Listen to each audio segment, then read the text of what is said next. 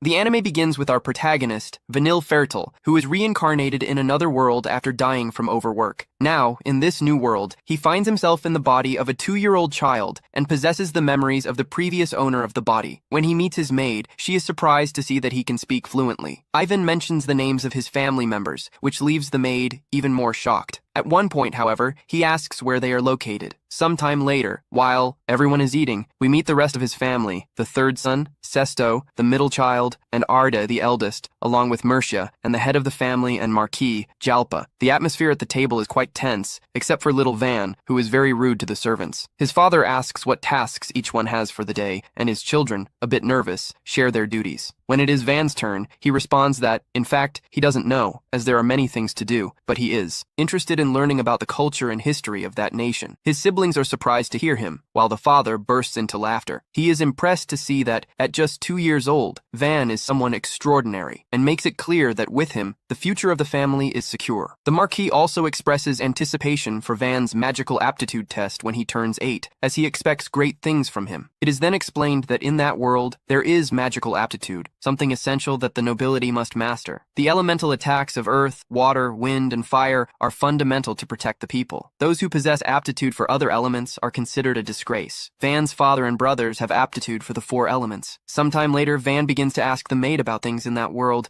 and discovers that there are other races, such as elves and dwarves. Furthermore, there are also magical minerals capable of storing energy, just like my power, meaning this is magic. However, they are interrupted by the house butler, who asks Van if he still remembers the things he has learned. Van replies that sometimes he forgets some characters, but who still remembers well what he studied so far. Espada tests him by asking what 3 plus 2 is. Van gets a little nervous, as that frightening butler intimidates him, but he answers correctly. Espada then says that from now on, he will be responsible for his tutoring, and thus begins the infernal lessons. Van is bombarded with studies, but thanks to this, he quickly learns to read and write in just a week. Of course, he learns to read and write in that world, meaning a completely different writing system. Thus, 2 years pass under Espada's tutelage, and now, at 4 years old, his fencing lessons begin. A maid named Tio ends up humiliating him beautifully, and he, embarrassed, goes after her. However, the other maids stop her and warn Tio that she is risking her own life by mocking the young master, as mocking a noble is a serious crime. They ask Van to punish her, while Tio nervously squeezes her buttocks. However, Van only gives her a light tap on the head as a reprimand. The other maids say that this is not enough, but Van replies that it's enough for him. Thus, a year passes practicing fencing, and upon turning 5, he can already fight on equal terms with older military children, proving to be much superior. After all, they are just children, and their attacks are quite predictable. The most surprising thing for everyone, however, is how Van manages to relate to common people, unlike his brothers who look down on everyone. While resting, the sub-commander approaches and asks to see his hands. Upon observing them, he is surprised that there are no calluses, as he imagined Van trained until nightfall. Van then explains that studying too much leaves him exhausted. Dai reveals that, according to rumors, Espada wants him to study 3 times more than others. Van cannot believe it, yet Dai warns him that if he wants to learn more about fencing, he can talk to Espada, as that old man is very stubborn. Dee believes the young lord should dedicate himself to the art of the sword, and he would personally take charge of making him the best swordsman in the kingdom. Van replies that he likes both things, so he will continue to strive.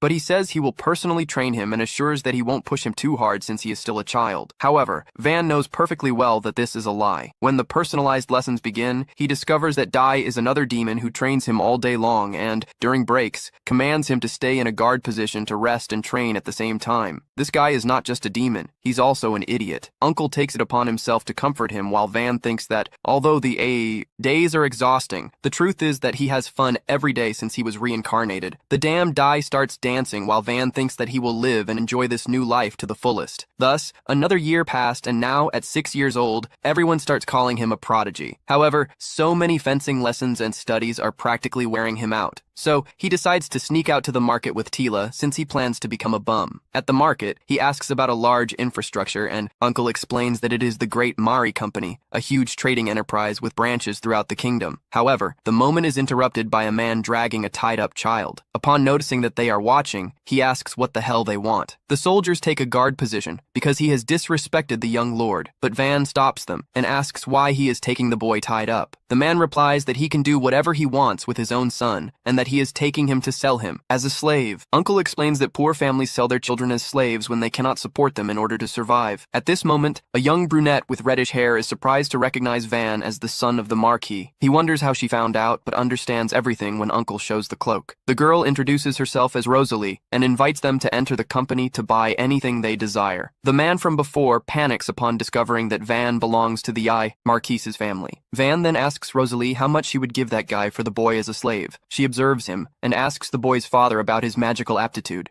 The man replies that his son has a knack for theft, which means he isn't worth even 3 hefty silver coins. Furious, the man lunges at the boy, saying that he is practically worthless. Rosalie asks what the hell he is doing with his own son, but the man tells her not to interfere. At that moment, Van intervenes and offers to buy the boy for 5 hefty silver coins. The uncle hands over the money, and the man leaves immediately. Van approaches the boy, introduces himself, and frees him. When he asks the boy's name. The boy says his name is Kumsim. Van tells him that he is now free and can go wherever he wants. However, noticing that Kumsim has nowhere to go, he asks if he would like to come with him to the mansion. One of the guards warns that he seriously doubts the Marquis would allow him in unless he were brought as a slave. Van laments the situation and asks Kumsim if he would accept to follow him in that capacity. Kumsim replies that he would. Before buying clothes for him, Rosalie handles the slavery contract. The mark appears on Kumsim's hand, and Rosalie explains that it will remain as long as the contract is active. She also informs Van that, since this is his first visit, she will let this go for free. Van thanks her, and Rosalie, surprised that a noble expressed gratitude, runs off. Over time, Kumsim begins to live peacefully in the mansion, working for Van. At one point, he mentions that the sub-commander D is looking for him. Van gives him a cookie as a bribe to keep quiet about his whereabouts, but Kumsim replies that he should already know. Van asks about his gloves, and Kumsim says he doesn't mind showing the bond with his master. However, upon learning that Van bought them especially for him, he puts them on immediately. Hearing that D is coming, he quickly leaves the room, saying that Van is not there. Even so, D notices the crumbs on Kumsim's face and realizes that Van bribed him. After some discussion, D decides to take Kumsim to train him in Van's place. Van apologizes to Kumsim, and thus the years continue to pass. When Van finally turns 8, the moment of the magical aptitude exam arrives. The entire kingdom is anxious for the result, but on the day of the exam, everything turns dark.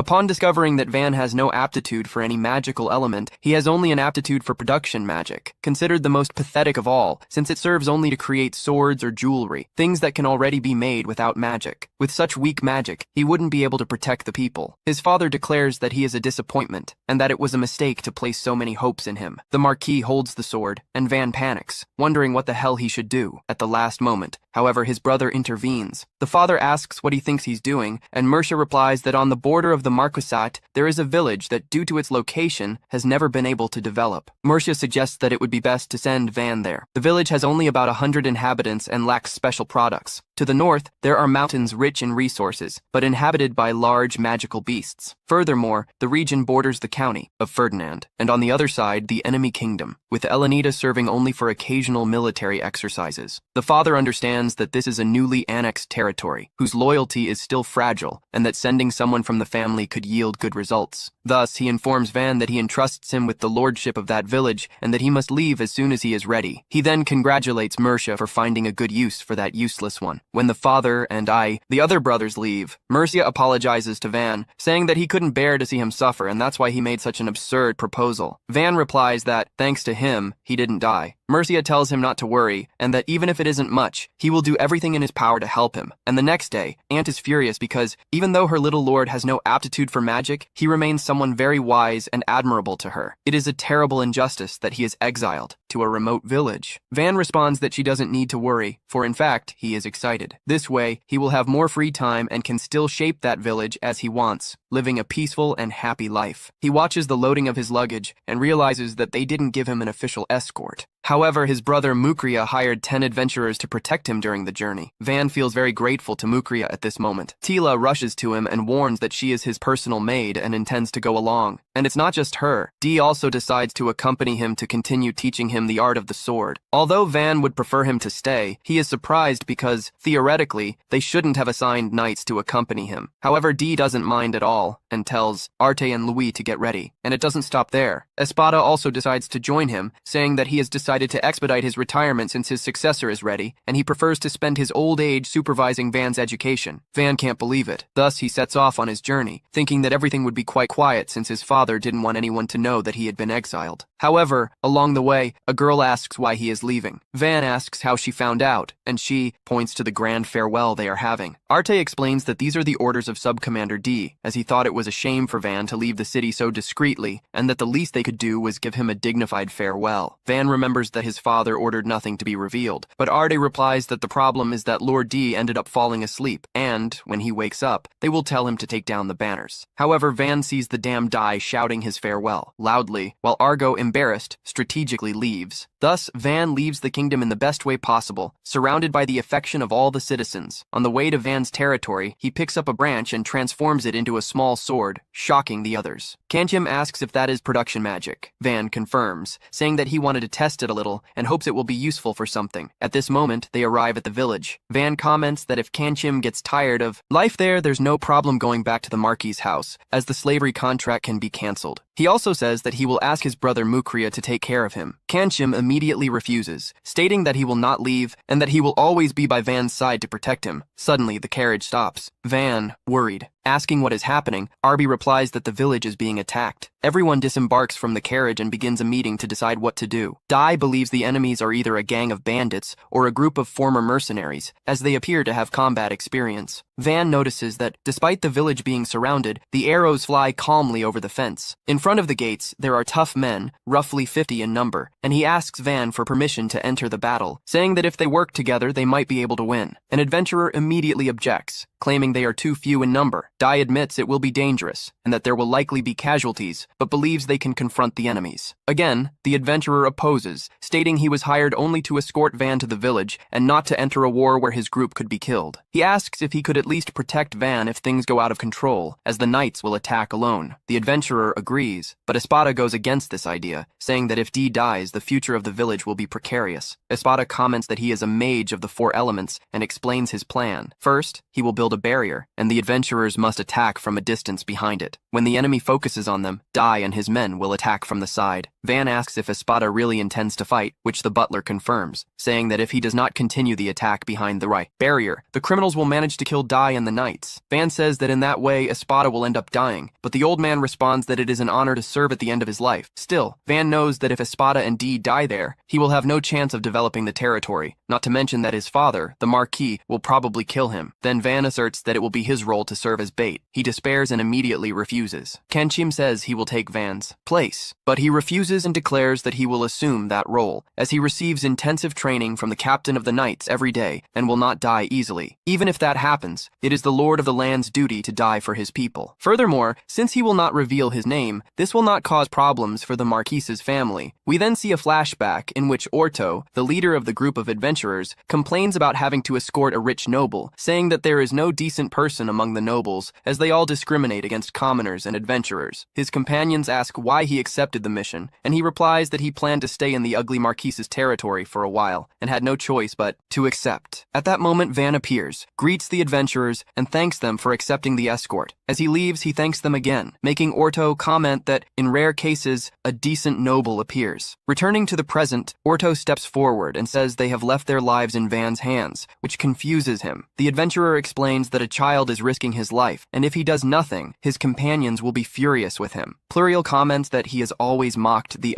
determination of nobles, as they only know how to talk. But Van is different, and therefore they will trust him. Passing by Van, D says that they are the knights serving the Marquise's house, and that by protecting Van, they are protecting the future of the Marquise family's lineage. Espada comments that he cannot accept such an irresponsible tactic, and says that after everything calms down, Van will need to deeply understand the weight of the responsibility of being a candidate for future Marquis. He then modifies the plan. He will create a barrier and attack from a distance, while Dai and his men will go left, and the adventurers will go right. fact, Espada quickly creates a barrier of earth, leaving Orto impressed with the speed, as he didn't imagine he was a mage of that caliber. One of his companions comments that if Espada didn't agree to fight alongside the young master, he would do so in his place. Orto thinks that if Van becomes the next leader of the family, it would be a very good thing, as he is a decent noble. The bandits continue shooting arrows, commenting that it will be easy, until one of them is hit by an arrow from behind. They realize that the attack is coming from behind a wall that wasn't there when they arrived. The leader orders them to attack the people behind the wall. But as they advance, he says that he appears from the left, decimating the enemies, while Orto comes from the right, doing the same. The attack becomes increasingly intense, and the bandits realize they are being cornered. The adventurers and knights continue to eliminate the enemies, until Dai shows up with a threatening aura and says that those who wish to die may step forward. The bandits panic and start to flee. The leader quickly moves behind the walls to defeat the mages, and Orto asks someone to stop him. Pluriel gets scared upon seeing the enemy, but when he tries to attack her, Van appears, dodging the attack and injuring him from behind. Kanchim advances and delivers the final blow. Van then orders everyone to stay alert, leaving Pluriel shocked, wondering what kind of child he really is. Upon finishing, he mentions that they managed to reduce the enemy without suffering any casualties, achieving the best possible outcome. Now, all that's left is to collect the payment to complete the job. At that moment, the purple elf Pluriel asks if something is wrong with him. He simply replies that he feels a bit curious, and everyone imagines this is due to the boy Van. He confirms this and makes a proposal. Although they don't earn much money, he thinks about staying in that place. This leaves everyone pondering. Then, one of them apologizes, saying he already has another contract to fulfill. He says not to worry and hopes they can meet again in the future. Thus, they bid farewell to the rest of the adventurers, although Pluriel decides to stay too, saying that Van saved her life and she needs to repay the favor. The others who stayed comment on how incredible it is that he is only 10 years old, and everyone agrees, also saying that he is the only noble they really like. Everyone is eager to see what kind of domain the boy will build, and then decides to help him for a bit longer. Just at that moment, the uncle appears scolding Van for putting himself in danger, and our protagonist apologizes. Shortly after, Dai also arrives, exclaiming that the victory was formidable and congratulates him on the job. Espada approaches, warning that the villagers have gathered at the entrance. Van thanks them and, as he approaches the gate, mentions that it's time for his presentation. Upon entering, they realize the village is large, but they also notice how everyone is very frail and extremely thin due to hunger. Here, we meet Honda, the chief of the village, who thanks them for saving him once again. Van is confused and asks if this has happened before. Honda confirms and explains that the reason is that they used to belong to Count Ferdinand, and the knights patrolled the area. However, this stopped happening once they came under the Marquis Fertile. Aware of this, Van apologizes on behalf of his father. He explains that he was not yet aware of the situation of the smaller villages. In light of this, Honda asks if that means that since they pay little taxes, it's not worth protecting them. Van says that complaining solves nothing, which irritates one of the villagers, but he clarifies that he is talking about the future of the village. While the nobles have great responsibilities, the real problem lies with the laws imposed by the Belle Rene royal family. However, they cannot change the kingdom's laws, at least not for now, so they have to seek solutions. Van proposes 3 concrete measures. The first is to give the village a value that the kingdom cannot ignore. The second is to earn money and hire mercenaries. And the third is to remodel and develop the village. A woman intervenes, saying they have already thought about this, but it's not easy at all. Van reassures her, saying that now they have him as their new lord. Obviously, the reaction is not the best. Then, to support Van, Espada introduces himself as the former head butler of the Marquise's household and claims that Van is a genius. Dai also introduces himself as the sub-commander of the Knights of Fertile. This cheers up Chief Honda, who asks the protagonist if that means he has mastery over the 4 elements. Ivan clarifies that he has the aptitude only for production magic. This causes their hopeful expressions to change to deep sadness, as this magic is considered the worst of all. And of course, this also discourages our little protagonist. Then, a villager asks about the taxes, as before they charge 30% of the harvests. Van responds that he will reduce it to 10% for a while. This relieves all the villagers. With that resolved, Van suggests starting to reinforce the walls and asks the sword if its earth magic lasts over time. The sword replies that it remains strong as long as it is active with its user. Once the user is done, it transforms back into a mound of earth. This is enough for Van, so he asks them to raise walls as a temporary measure. Everyone is surprised to see a wall being erected in a matter of seconds. Then, Van asks them to also make an effort to fend off invaders. The knights offer to take care of that task, and even say they will prepare traps and pits. Van thinks this is fantastic, and turning to the villagers, says that their cooperation will be essential for the village to be reborn stronger than ever. After that, our protagonist says he wanted to test his production magic a bit. He takes a piece of a log and concentrates. He makes heat slowly rise from the pit of his stomach, sending it to the tips of his fingers and visualizing each fiber of the wood, weaving them like a rope. He knows that the thinner they are, the more he can obtain a block of wood. The uncle asks what he just produced. Van replies that it is a block of fiber, something similar to nanofiber, a term they are unfamiliar with, so they make strange expressions. After a while, someone walks by and sees all the blocks that Van created. He picks one up and comments that it is very light but extremely hard, and asks if he can cut it. Van allows it, but when he tries to cut it, the person can only strike it and send it flying away. The cube remains intact, but ends up damaging a tree. Everyone is surprised by this, especially since the blow was strong enough to split a rock. This means Van achieved what he wanted. A few hours later, we see that Van has created even more cubes and even weapons. They ask if his mana has not run out yet, but he says he has not felt that depletion yet. He comments that production magic consumes so much mana that it is usually difficult to create even a single object. That's why it is considered useless. Out of pure curiosity, he creates a katana and notices that Kamshin is fascinated, and he decides to gift him. Then, he realizes that the uncle also seems to be expecting something, and, as a clever man of few words, he ends up gifting a woman an axe. Yes, quite clever given the strange expression she makes. Van wonders if she doesn't like axes. The uncle pretends, saying it's a magnificent axe since she was delighted to see it. Van is happy that she liked it, but upon closer observation, thinks that next time he will make a prettier accessory for her. At night, he goes to rest and comments that his whole body aches from having slept outdoors throughout the journey, in addition to feeling dirty for not being able to take a bath. He knows that the uncle and Kumsim are pretending to be fine, but they are surely as tired as he is. Therefore, before reinforcing the defenses, he decides to ensure the basic needs are met. Thus, he makes the decision to build a house. The next day, everyone wakes up. The villagers see the cubes and ask what they are. Then, Van asks if they would mind him building a house in that area. The old man replies that lately the squares are hardly used, so he thinks the spot is ideal and perfect for his lord's mansion. Van thanks him and thinks to himself that once everything is more settled, he will organize festivals and carnivals. He then focuses on building the house, envisioning all the necessary parts, from the pillars and stakes in the ground to the walls and the roof. He then releases his magic and creates a mansion in a matter of seconds. This feat leaves everyone completely amazed by the house that has just been built. Everyone praises him and is left speechless. Van is glad that his production magic is useful for everyone, although he sincerely thinks the size of the house got a bit out of hand. Kumsim comments that Van's magic is much better for a landlord than the magic of the four elements. Van says that his magic is even interesting, but elemental magics are much better for protecting the people of the Bouei territory, as people living in an area protected by elemental magic feel safer. The uncle and Kumsim immediately disagree, commenting that they would rather live in Van City than in Jalpa. He doesn't quite believe them, for they are very biased. Sword says that Van is right, for in times of war he would not be able to protect his people. However, the people want a lord who can improve their lives, and in that regard, there is no one better than Van. Even Dai agrees, commenting that he never imagined Van could even build a house. The leader of the adventurers, Orto, states that Van's power far exceeds that of a common production magic. Van mentions that if they bring wood, he will build a house for them. This leaves both shocked, and they call their subordinates to gather wood, as they cannot miss this opportunity. The village chief asks Van if he could also build a house for the villagers, as the houses are in a deplorable state. Some comment that the rain enters their houses and that some don't even have floors. Our protagonist thinks that doing everything at once will be tiring, but reflects that the village really needs a drastic renovation. He then tells the villagers that he will build houses for everyone and thinks that if his production magic can make everyone happy, then that is what he will do. He starts renovating the houses. Uncle explains that the houses were previously deteriorated and it was difficult to live in them, but now they are as good as new. Dai is shocked not only by the amount of magical power Van possesses, but also by the knowledge he has to build mansions and houses like those. Van explains that it is a grid design, basically 4 houses grouped with wide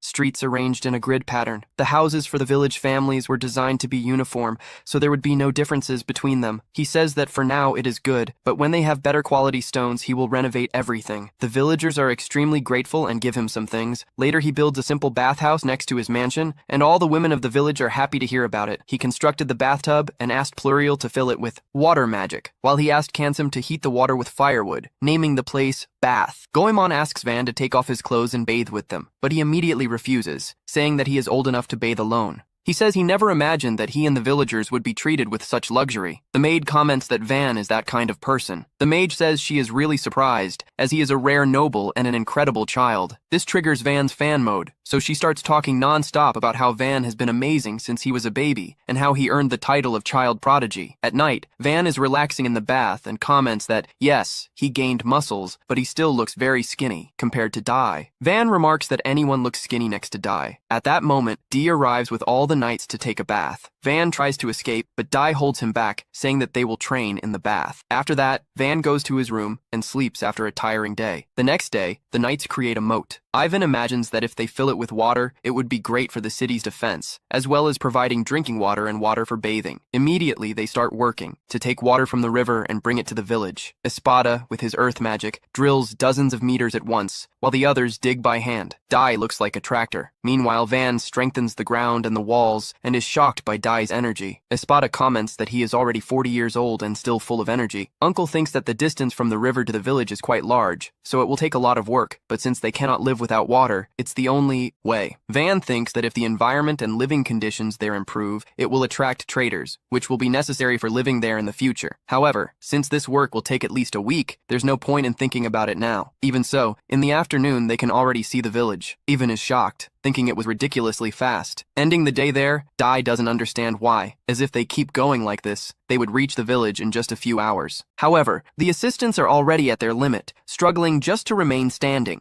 Dee and Espada comment that they wanted to continue, but since the team can't go on anymore, it's fine to stop there. Van is shocked to see that the two still have energy to continue, thinking they are both monsters. The next day, everything is ready. Van thanks everyone for their cooperation, saying that they certainly went through tough times in the last day and a half. But thanks to this, they can now have water in the village. He gives the order to the sword, who removes the stone that was blocking the way. Water starts to gush out and everyone is amazed. Shortly after, the whole effort is filled with water. Van comments that if it rains, the water level could rise and flood the village, and he asks the sword if it would be better to build a lake. The butler confirms, saying they can use the lake as a reservoir for a future drought. So, they build a lake behind the village. The uncle is amazed, as a village that didn't even have a stream of water now has a lake that serves as a reservoir. The village chief thanks Van because, thanks to him, they no longer need to go to the river to fetch water. Van is happy to be able to change the lives of people. That night, on a road, inside a carriage, a little girl named Alte wakes up and Panamera asks if she is okay, stroking her hair. Alte says she is fine and thanks Panamera for being so nice to her. The two play inside the carriage, and then Panamera asks her to rest, as there is still a long way to go before they reach the border village. The next day, Van focuses on the defense of the village, creating a wall. He explains that he combined earth and stone in the wall to make it as sturdy as concrete. Zara says that with such a wall, they will be safe, even if thieves appear. Van wants to make the place even safer,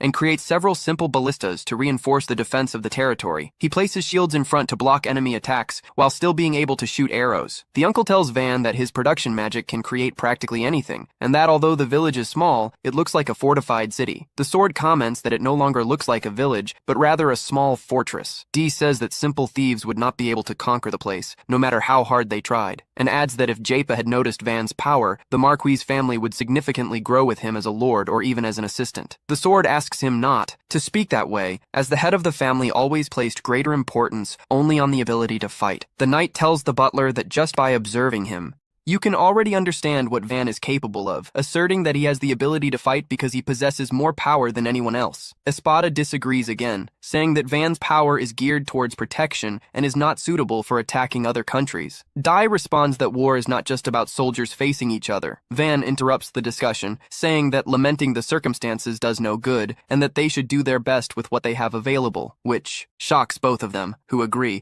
asserting that even if the territory is pushed to its limits, they can still come back stronger in the future. However, Espada interrupts him, asking him not to advise Van to go against the Marquis. At that moment, Van's stomach growls, interrupting the conversation. He eats and finds Uncle's food very good. She is relieved, as there were not many ingredients to prepare the meal. The butler comments that defense is important, but they need to find a stable source of income, since the only way to buy things there is through a vendor who appears only once a month. Van says he can take care of the construction of the houses and furniture for now, and that they can manage with the food from the village's crops. However, upon hearing the butler mention that they don't have ingredients to make Van's beloved sweets, he panics and asks for ideas on items they could sell. Campson suggests selling wooden blocks made by Van, but the idea is dismissed since only he can produce them. Uncle suggests hunting monsters and selling their materials, but that idea is also rejected since only adventurers can hunt monsters, and they need to think of something that truly comes from the village. This is how we now see them in the forest. Zara says she can't stand the fact that, apparently, Uncle and Campson love the gifts they received so much that they both refuse to get them dirty. Van gets annoyed, but the two justify themselves, saying that it is a family treasure. Realizing this, Van thanks them for valuing their gifts so much, but reminds them that they need to use them to be able to defend themselves. At that moment, Zara takes out a shield that is supposedly quite durable. Van asks Campson to try hitting it hard, even feeling a bit bad about it, seeing how weak the hit was.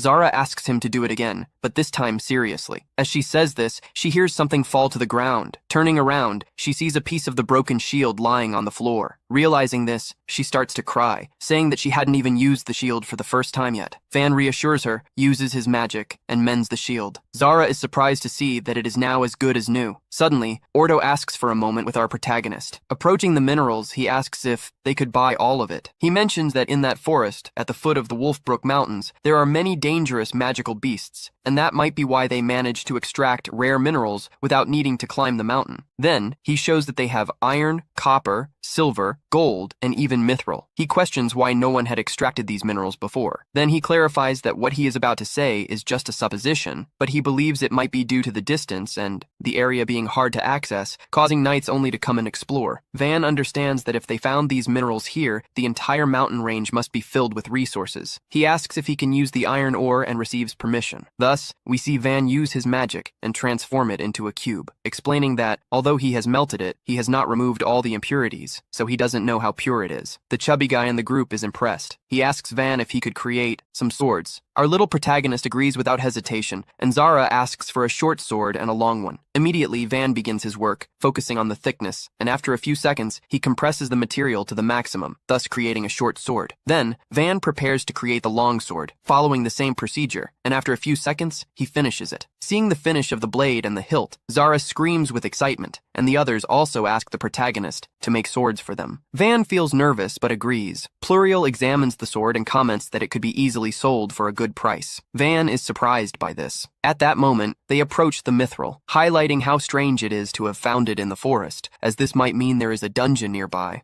They explain how important this would be, since if there were a dungeon, the village would be filled with people and goods. They add that dungeons are sources of national treasures, such as jewels and relics, which, by protocol, when a new dungeon is reported, the guild establishes a headquarters in the nearest village. Van is uncertain whether it is a good idea to inform them now, as he still doesn't have what is necessary to accommodate the guild's personnel. Furthermore, the neighboring country might invade them to seize the treasure. Floriel, confused, asks if they wouldn't send soldiers to protect them and confirm the existence of the dungeon. Orto confesses that he is merely a nuisance to the fertile family, and that if they realize that place has value, they would quickly expel him and send him away. In light of this, Pluriel suggests discovering the dungeon only after he has already made the village prosper. That way, it would be much harder for the Fertiles to interfere. After discussing this, Van orders his men to avoid the dungeon area while collecting resources. Seeing that they do this for him, Van expresses his deep gratitude. Returning to the village, Van and Uncle were walking through the streets when suddenly a villager comes running, shouting that a stampede of armored lizards is on the way. Immediately, Van orders to raise the drawbridge and close the gate. The villagers obey, terror-stricken behind the wall to prevent the creatures from crossing the Sao moat. Assuming the role of leader, Van stands firm and says he understands their fear and that they don't want to fight. That's precisely why everyone will fight together, because he knows he cannot protect them alone. He asserts that he needs everyone's help, and with great determination, asks them to join forces to protect that village, which is also their home. But anyway, if you've made it this far and want the next part, comment the word dungeon to show that you reached the end. The villagers are motivated by Van's speech and vow to fight to their last breath to protect the village. Van tells them to go immediately to the wall and take their positions behind the balliste. Kanchim informs that Orto and his group have gone out to hunt.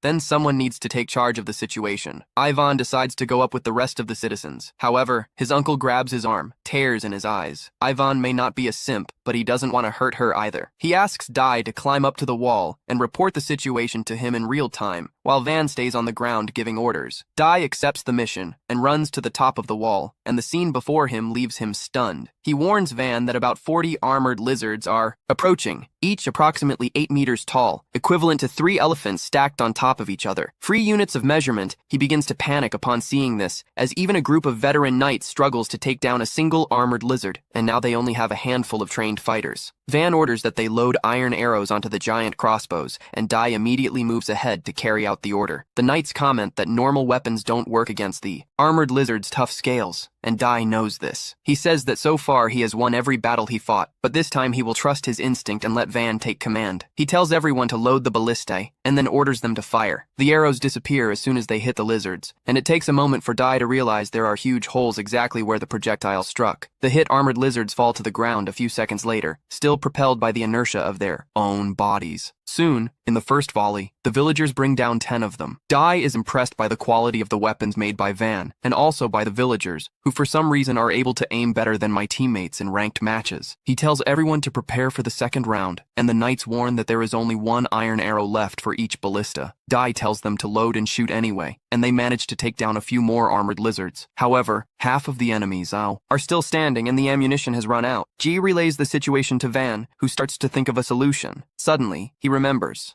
The wooden sword of Kantim managed to cut through the high-spec shield of the Fate, so just imagine that this might also work against the armored lizards, and tell Gi to use wooden arrows. The knights think this is pure stupidity, as wood shouldn't penetrate the skin of the lizards, tough as steel. Dai tells everyone to shut up, saying that Van has proven them wrong many times before, and this time he will trust what Van says. He orders the villagers to load the wooden arrows and shoot, and to everyone's surprise, even the wooden arrows manage to pierce the lizards, although they get stuck halfway through. Fortunately, that is already enough to hit their vital organs and kill them instantly. At that moment, Dai realizes that nobody can defeat them. He tells the villagers to load and shoot again, saying that tonight they will feast on lizard meat. The villagers obey and rain arrows down on the armored lizards, exterminating what remains of them. Dai proudly declares victory to Van, and the villagers start celebrating loudly. Uncle hugs Van tightly as he still tries to process the fact that his wooden weapons actually worked against such powerful monsters. At the top of the wall, the knights comment that no one on their side was injured, and that there's still plenty of ammo left. Dee thinks the battle ended too quickly and feels a bit disappointed, but it just shows how broken Van's ability is. Shortly after, the villagers begin processing the bodies of the lizards under the guidance of Ordo's group, which returned quite late. Ordo tells them to preserve the eyes, fangs, skin, and magical core for sale. As for the meat, it should be stored for consumption. He explains that usually processing armored lizards takes a lot of time, and that much of the meat rots before it can be used. But thanks to the knives made by Van, the work becomes very easy. At that moment, Van arrives, inspects the mountain of meat, and decides to organize a big feast to celebrate the victory. At night, the festivities begin, and people eat as much meat as they want. Orto's group talks with Van, and he says that the weapons he made work extremely well. He hears this and asks Van if he has ever made weapons for adventurers before him. Orto's group starts displaying their swords. Dai feels jealous when he sees this and asks Van to make a sword for him, saying he is willing to write a blank check. The other knights also want weapons made by Van, and he shyly replies that he cannot accept their money, but that he is a bit busy at the moment. He promises to craft new equipment as soon as the village's matters are settled, and the knights are satisfied with that. Then, Orto tells Van that usually an armored lizard sells for 20 gold coins, but since most of the meat will rot, they end up with about 8 gold coins per lizard. Even so, it's a lot of money. Ivan is overwhelmed thinking about how he will use all of this. Then, Espada brings terrible news, saying that when a village earns more than 100 gold coins, it has to pay half to the Marquis as tax. Van feels as if he has lost all his life savings in a cryptocurrency scam. Hearing this, he asks if there is any way to commit tax evasion. Espada tells him that there's no way to hide the sale of such a large quantity of materials, and Van loses all hope. Still, what worries him most is the fact that his father might discover the importance of that village, because if that happens, he will be exiled to some distant place. Suddenly, Espada has an idea and says that they can bypass the situation by reporting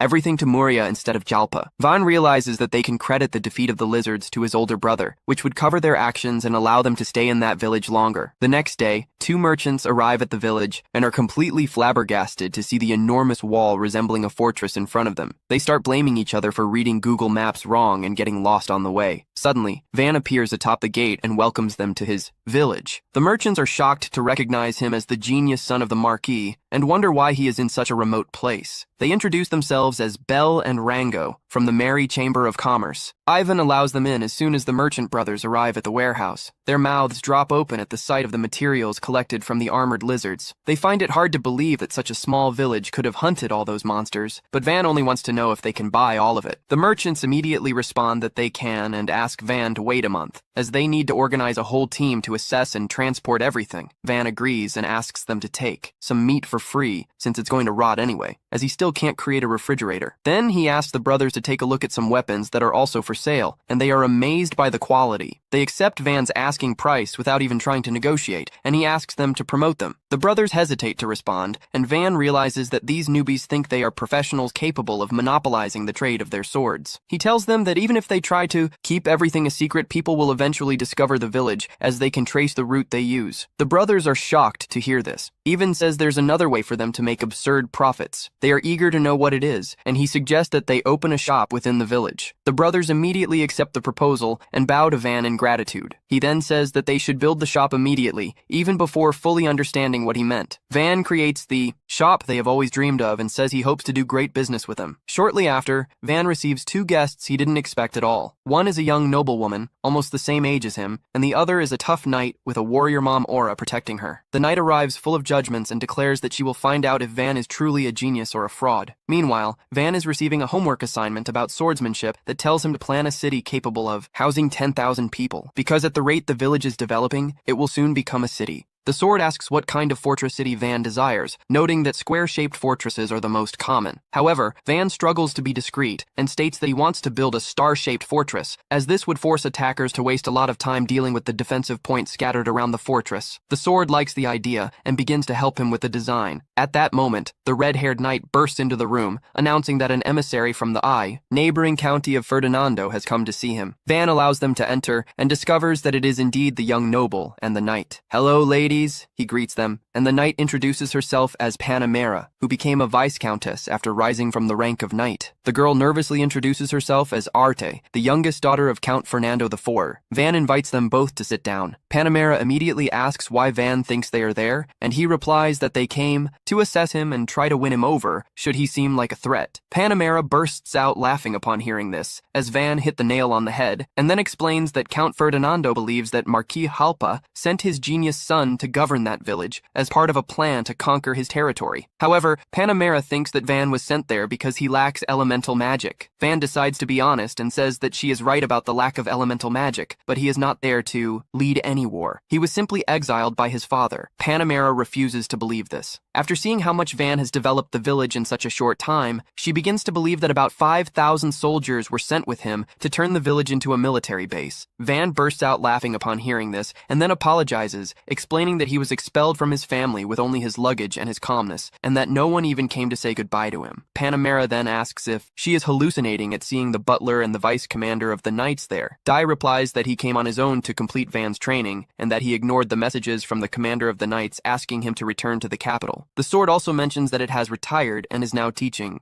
Van has a hobby, besides asserting that he wants to serve Van forever, as he treats everyone with kindness, regardless of social class. Still, this does not explain the accelerated development of the village. So, Van decides to give a demonstration to the guests, as it would be quicker. He takes them outside the village and asks Espada to create an earthen wall so that he can transform it into a fortification-level wall. Panamera is impressed by the old butler's magic, but she says that the wall will crumble as soon as it loses its structure. Immediately, Van uses his magic to turn the mud wall into solid concrete, and then uses wooden nanocubes to create a gate. Panamera and Arte are completely stunned to see this, and ask what Van's magical attribute is. He replies that he can use production magic, considered the worst type of magic, and that was exactly why he was exiled to that place. Hearing this, Arte remembers her own unhappy life, and then Panamera decides to move on to her second objective. She tells Van that she was sent there to offer Arte's hand in marriage, and he understands that the Count wants to hand over his daughter to ensure that Van does not try to conquer his territory. Van responds that a marriage is unnecessary, as he does not want to conflict with anyone, and is only developing the village because he wishes to live a peaceful life in that place. Panamera says that at first, she wanted to prevent Arte from being promised to the lord of a nameless, small village, as she believed that she would not find happiness in such a precarious place. However, after seeing Van's potential and character, she starts to support the marriage. Panamera begins to praise his intelligence, charisma, and the willpower to turn difficulties into challenges, even going so far as to say that if it were legal, she herself himself would like to marry him. Van gets excited about the idea of having a mommy waifu, but unfortunately, for now, he can only be with Arte. Panamera then turns to Arte and asks if she wants to marry Van, sincerely stating that she cannot imagine a better man than him. Arte becomes shy and replies that Van is a good person, but has not yet thought about marriage. Van also tells her to take as much time as she needs,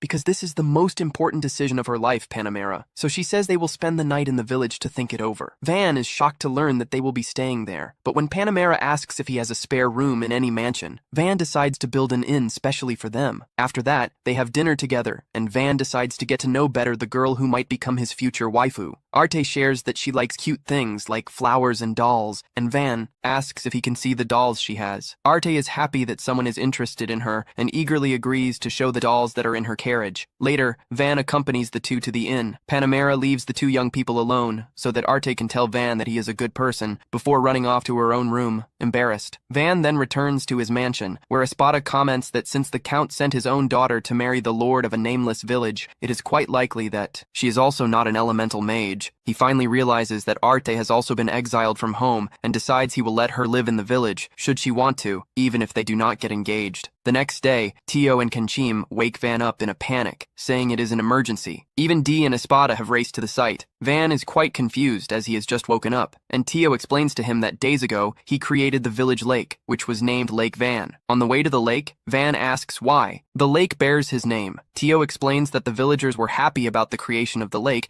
and named it so that future generations would never forget who created it. Kenchim adds that the villagers also want to name the place Village Van, but Van asks them not to do that. Upon arriving at the lake, Dai comes to meet him. Van asks what is happening, and Dai shows him a kind of mermaid in the lake. Espada explains that it is an apkaruru, a semi-human half-fish. They live in a beautiful river in the forest, but for some reason they still do not understand. They are here in the lake that Van created. Despite being an uncommon species, they are rarely seen by humans. Ivan tries to communicate with her, but he can't help but think that maybe she doesn't understand the human language. He asks his uncle to bring some meat. When offering the food, it works. She starts to approach, and when she gets close, she asks if she can eat the meat. Van confirms, and upon biting into it, she finds it very good and asks what it is. Van says it's armored lizard meat, and that, if she wants to come back to eat, he can offer her dried meat from then on. She asks who defeated the armored lizard, and everyone in the village starts to say it was Van. At that moment, she swims back to the water, and Van wonders if she will return again. The sword says it is a rare kind and that it shouldn't appear for a long time, but he was wrong because the next day not only did she appear, but her entire clan did. Kenchim wonders if this has anything to do with the defeat of the armored lizards. Van asks the sword if the armored lizards are some kind of gods to the Apkarurus because he is afraid they might seek revenge. The butler says he has never heard of anything like that. The leader then tells Van that he would like to speak with him. Van thinks the leader's eyes are frightening. The leader thanks Van for helping his daughter and says he heard that he defeated the armored lizards. Van confirms, and the entire clan is shocked that a child managed such a feat. When Van begins to explain that he did not do it alone, the leader of the Apkarurus suddenly says he accepts Van's marriage to his daughter, Lada, Priora, which frightens our protagonist. Vesta asks if he is dissatisfied, as Priora is his only daughter, who in the future will become a beautiful adult woman who will shine like a jewel. Van thinks she is still a child who does not understand something like marriage very well,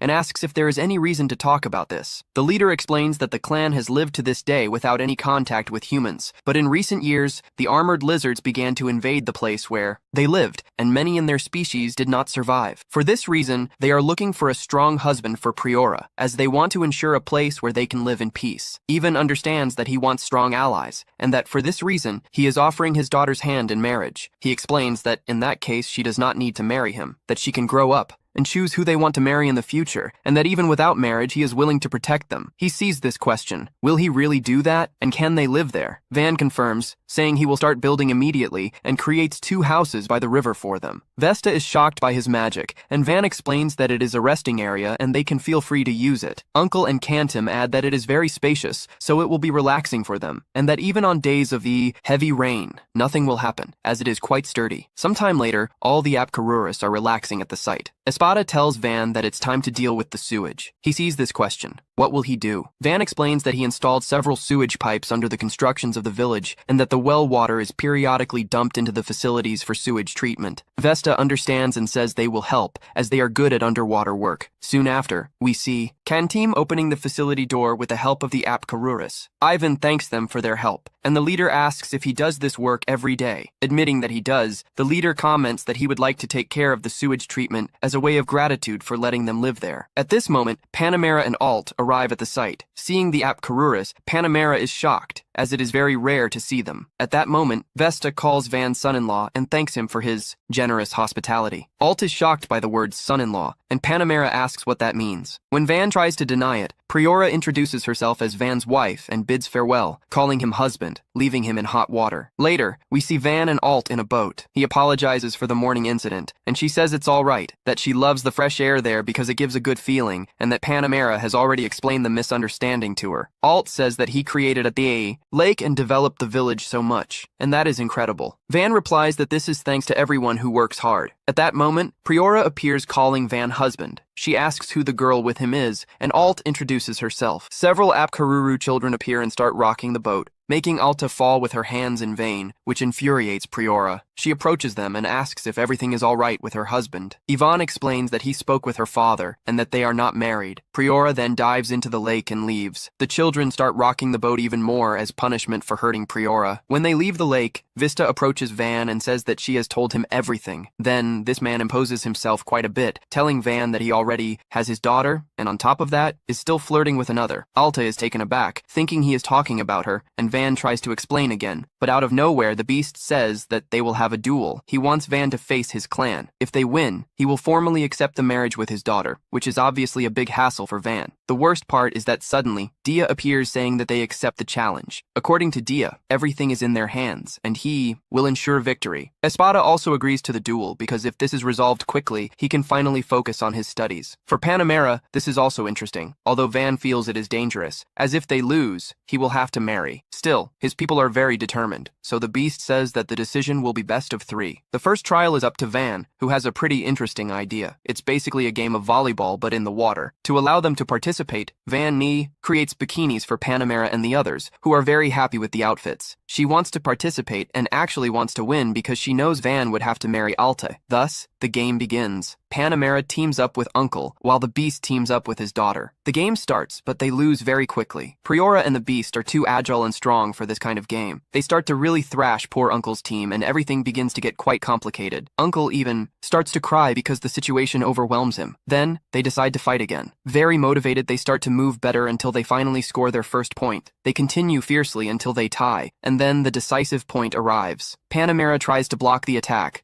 but even so, they end up losing. The uncle starts to cry again, but according to Panamera, this is just the beginning of their legend. Even though they lost, the next challenge will be chosen by Besta, and he begins to explain it. The challenge will basically be a swimming duel, a relay race in pairs. Clearly, they have the advantage, which worries Van, as this way he will end up having to marry Priora. But Dai says there's no problem, and that he'll handle it. Kamshin is also confident he can manage, so they become the candidates for this challenge. With that decided, Kamshin faces Priora. She moves too quickly, and Kamshin can barely catch up to her, but very stubbornly, he starts to push himself and ends up getting close. Priora then enters the water and swims even faster, reaching the exchange point. A few seconds later, Kanchim also arrives and shoots off like a bullet. Van wonders why he swims in butterfly style, and his friends explain that's how he trains. The good thing is that it works really well, because he moves super fast and ends up winning the race. But then a problem arises. While Dai was celebrating, she didn't notice that her bikini had fallen down. Besta never thought they would lose in swimming, but there is still one last challenge, and he decides to give this final test to his son-in-law. Thinking hard about his strategy, he comes up with a strange idea. He creates a snow cone machine, and they will use magic to produce the ice. He finishes the snow cone, adds various flavors, and it turns out very pretty, but Panamera asks what it will be used for. According to our protagonist, this is the competition, a duel of slushies. It will be a pair competition, and he will also participate. Therefore, Alt decides to support him, although the others have their doubts. In fact, already in the middle of the competition, she is also unsure of what she can do, but she decides to believe in herself and starts the challenge. They eat as fast as they can, but their brains begin to freeze. Still, Besta needs to keep going for his daughter, so he continues to push through. Van was honestly almost ready to give up, but looking to the side and seeing how hard Alt is trying,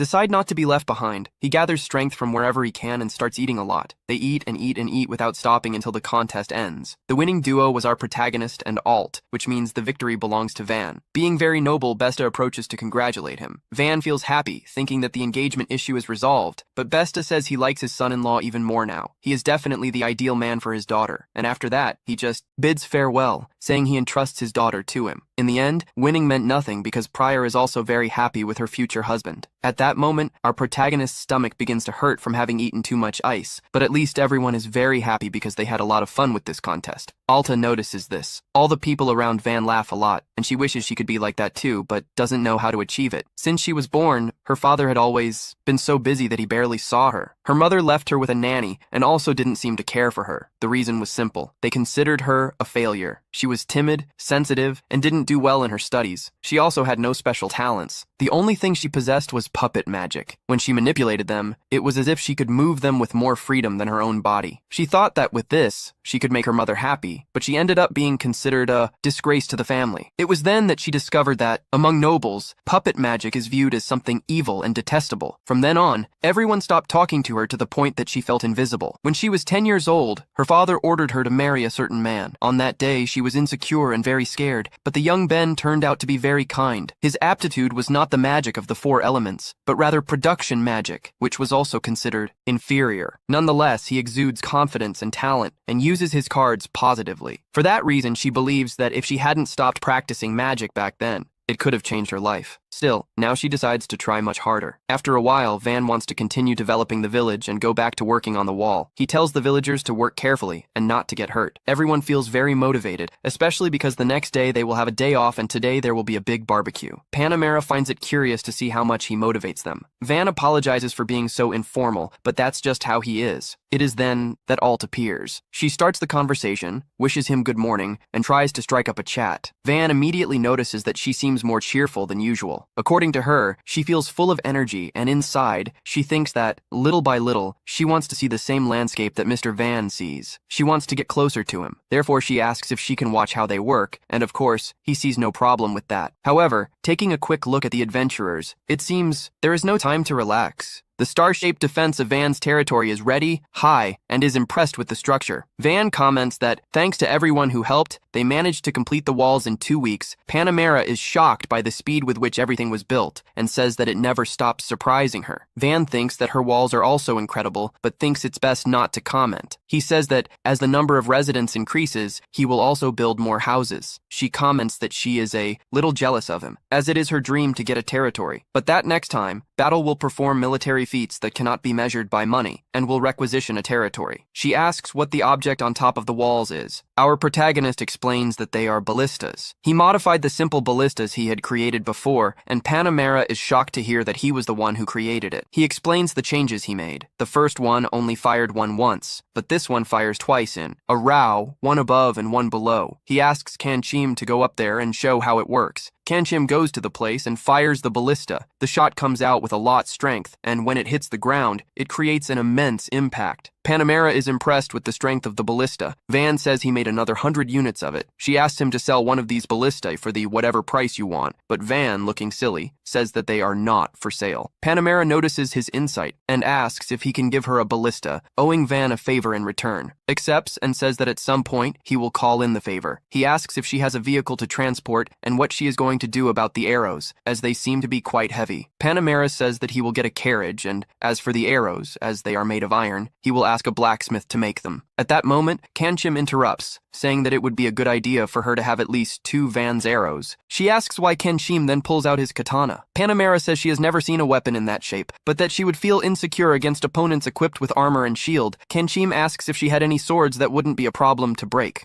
Panamera takes out his spare sword. The boy gets into position and attacks at an insane speed. Panamera thinks he didn't feel the impact and wonders if it was just a scratch. But at that moment, the sword breaks in half. Uncle comments that it is very sharp, and Kanchim says that it was something made by Van, so it is impeccable. The Viscountess asks what material the sword is made of, and our protagonist says that it is just iron. That's when Panamera realizes that the arrows can be made the same way, and Van confirms, saying that they can pass through 2 or 3 armored lizards, leaving her completely in shock. She asks if he can give her the arrows too, and thanks Kanshim for telling her about it, as now she can get powerful arrows. It is then that we see Orto's group shouting for them to run, and a dragon appears. Orto says they will attract the dragon and buy time, asking them to run to the village, but Van knows that he and the entire group would be in immense danger, and thinks about what he can do. Panamera says she will help him, as it is only a matter of time before the dragon attacks the village too. He asks Orto to lure the dragon close to the ballistae. The blonde explains that it is a dragon from forest of intermediate size, and therefore does not launch fire breaths. Van asks Alter to go to a safe place, and the others to go to the top of the wall with her. He says that the dragon is a formidable enemy, but even so, they will not lose, as they have. Reinforced ballistae Panamera asks Tio to stay with Alter, and orders them to call Sword Orto's group continues running. Ivan thinks that flying opponents are problematic, as they can simply fly to the village. He orders them to load the ballistae and aim at the dragon's wing to take away its ability to fly. At that moment, a member of the group trips and falls to the ground. Orto tries to get the dragon's attention, but it doesn't work. Then, Kara throws a dagger at his eye and manages to get the creature's attention. He says to don't worry about him and run to the wall, and Orto accepts, which makes Kara desperate. The leader says that he is the fastest of the group and will definitely be able to survive. Van orders the ballistas fire before Kara becomes a snack, but the dragon easily dodges the shots. Van wonders what they will do now. It is then that Panamera appears at the top of the wall, saying that she is going to make the dragon stop. Ivan thinks that he always imagined her to be a top magician, because while still young, a count gave her a position important, title earned through feats in battle. She begins to gather fire in her hands and throws a fire dart, hitting the dragon squarely. Ivan is impressed by her strength, but Kanshim realizes that the dragon is still alive. Our protagonist sees that this dragon is on a Pai-Kai, totally different level. He continues advancing towards the village, and Ivan asks for the ballistae fire once more. The dragon dodges most of the attacks, but its wing is damaged. Ivan orders them to fire again, but the dragon dodges all the attacks. Orto and his group finally. They manage to get to the gate and are safe. Ivan is grateful that everyone is safe, but thinks they can't stay there for long and thinks it's better to retreat to the village. Panamera says he will buy time and throw another fire dart. The dragon dodges, but she controls the magic and hits it squarely again, making him fall once again. Ivan realizes that she is at a completely different level. She goes to Ivan and says that she will retreat first and prepare to intercept the dragon. Ivan responds that he will be right behind her and asks everyone to retreat. However, at that moment, the dragon moves away, gets up and manages to climb to the top of the wall. Seeing that, Ivan wonders how much longer that beast will be able to resist. At that moment, Espada appears walking elegantly towards the dragon. Ivan shouts for him to back off, but Espada doesn't listen, as he doesn't intend to leave either. He reassures him, promising that he will buy time and then simply withdraw, face to face with the fierce dragon. Immediately, Espada builds a wall of earth and causes rubble to fall that crushes the beast. After that, he retreats next to Ivan, walking with extreme elegance, which worries. Ivan. Espada justifies himself, saying that running is bad for his bones, so he doesn't do it. In light of this, Kanch tells Ivan that he will take care of Espada and asks him to go ahead and organize Ivan's defense. Agrees and runs towards the entrance, but at the same time, he thinks about the state of everyone. If they continue like this, it will only be a matter of time before the group is exhausted. At that moment, Panamera warns from the top of the wall that the defense line is already prepared. Upon hearing this, Van asks if can demand the favor from before. The blonde smiles and accepts without any problems, asking what he wants. Van then asks her to immobilize the dragon when he is reaching the wall, so that, next to the group of ballistas, can attack him with everything. Panamera recognizes that it is a good plan. Van apologizes and promises that when they defeat the beast, he will give him a lot of dragon meat. Amidst laughter, Panamera accepts. The dragon rises again, and Panamera, eager for the meat, prepares its explosion of flames. Van organizes the ballistae and orders them, even in fear, not to fire until they have him in their sights. They need more time, and that's when Dai and his team arrive, apologizing for the delay. Ivan asks if just the three of them will fight, and Dai replies that there's no problem as he has his weapons. Dai attacks with all his might, strength, but the dragon blocks, counter-attacks with another claw, and his men protect him. However, the creature's strength is such that it throws the three away. The dragon advances, but Sword covers them with another wall of earth. Vane then orders them to retreat and warns Panamera that the dragon is already close enough. She charges her flame blast again. Dai and her men run to get away from the blast and keep your distance with the dragon immobilized. Come order them to fire all the ballistae. Everyone hold their breath while the dust dissipates, not knowing if the dragon has died, and with great courage, approaches to check. When he sees that the dragon opens his eyes, he quickly cuts off his head, decapitating him once and for all. Van sighs in relief and announces victory. Everyone celebrates, and the girls arrive asking if he is okay. He confirms Panamera also approaches, saying that Ruth is unharmed and praises Van for his leadership, congratulating him on defeating the dragon. Van responds who narrowly won, but recognizes that many villages would have fallen in less time. Panamera highlights that they have great heroes like Espada, who decapitated the dragon with a single blow, in addition to the incredible ballistae that managed to pierce the creature's scales.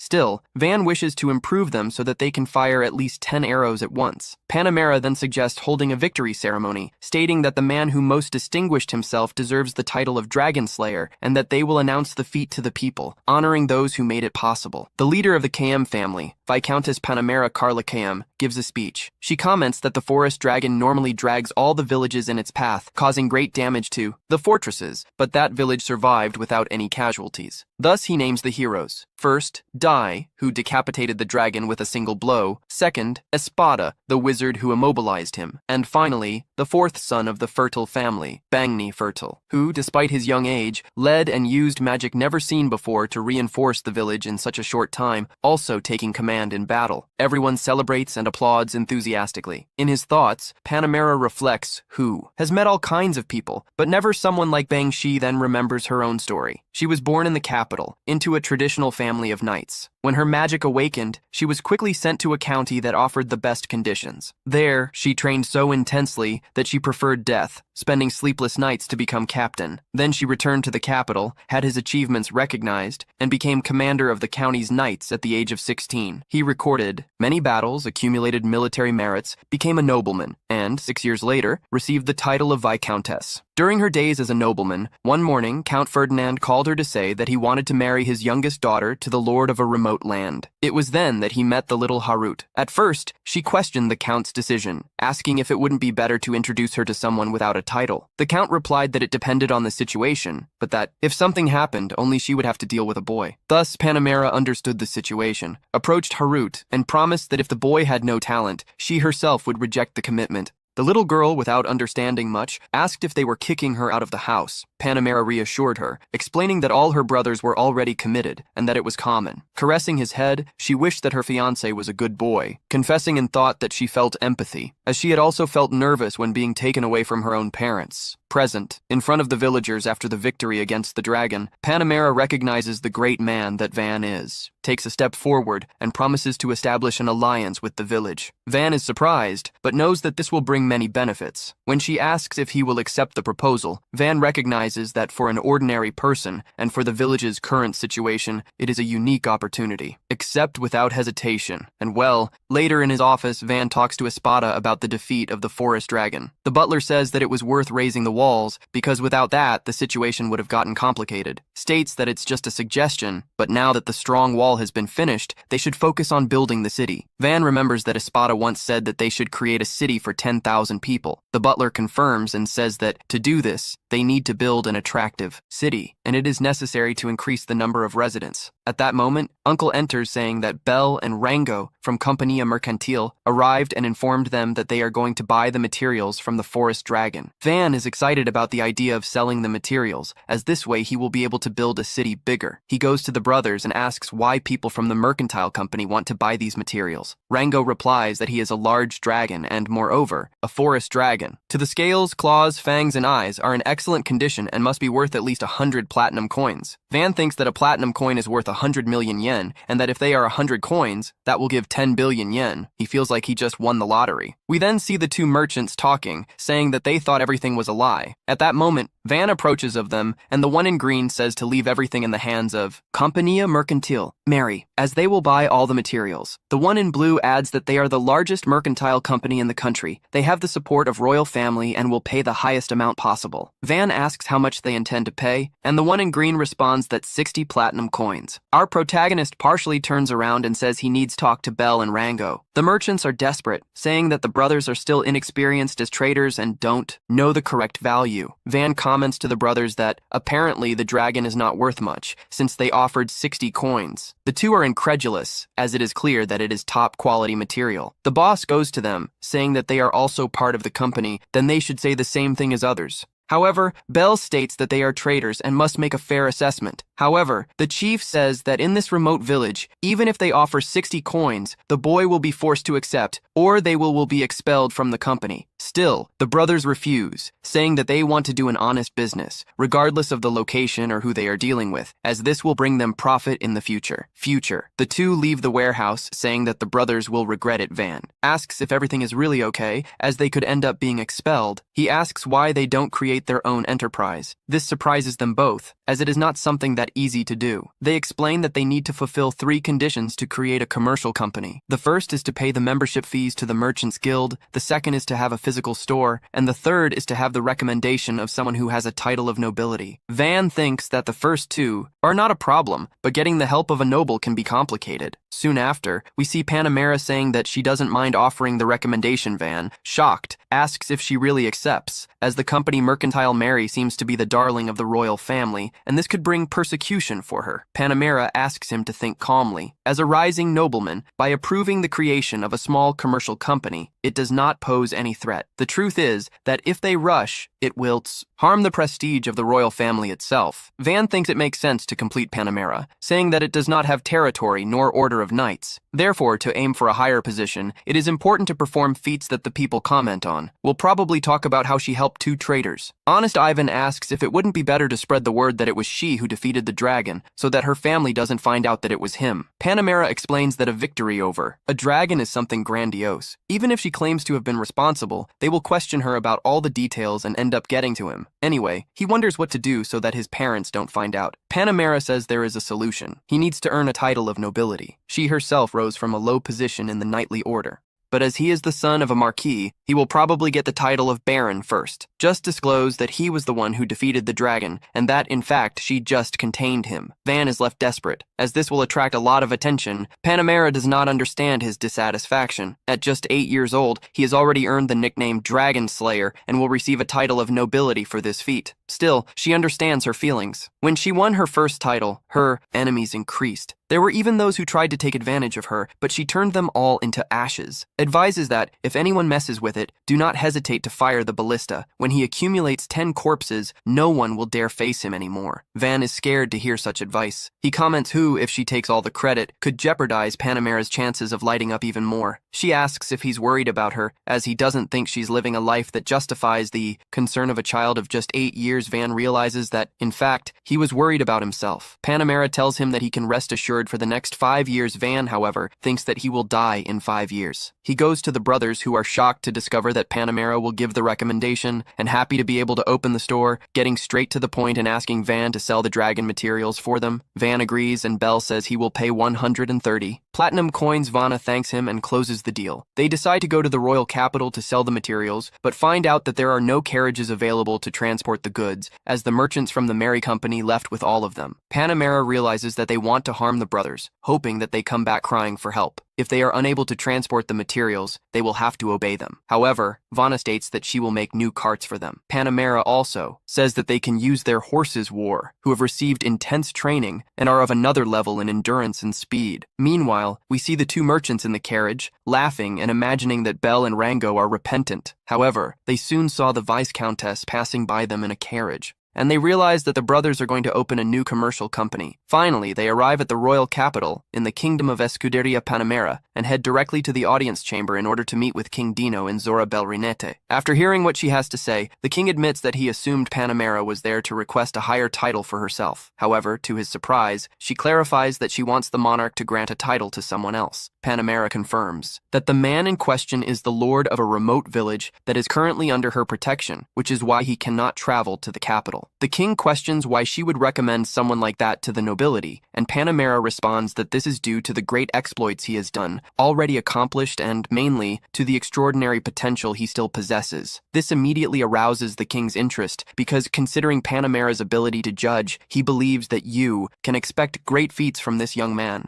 Still, you want to know what kind of achievements someone could have achieved in such a distant village, where soldiers or knights were not even sent. Without hesitation, Panamera reveals that he defeated a forest dragon, leaving everyone in the chamber completely astonished. The king asks if this gentleman is an elemental wizard, but Panamera clarifies that his magical aptitude is focused on production magic. Then he reveals that he is the son of Marquis Fertile Vane. Fertile, a boy of just 8 years old. Increasingly interested, the king listens while Panamera reports that, upon arriving at the village he was supposed to govern, Vane found it under attack by bandits. Even so, he defended it and eliminated the criminals with the help of his few subordinates and adventurers who accompanied him. After that, he used his production magic to build walls around the village, dig a moat, rebuild destroyed houses, and reinforce the defenses. The forest dragon attacked Panamera participated in the battle, but claims it only immobilized him. Vane and his men defeated him with their own strength, without suffering any casualties. Hard to believe, Panamera features a dragon fang. Dejected as evidence,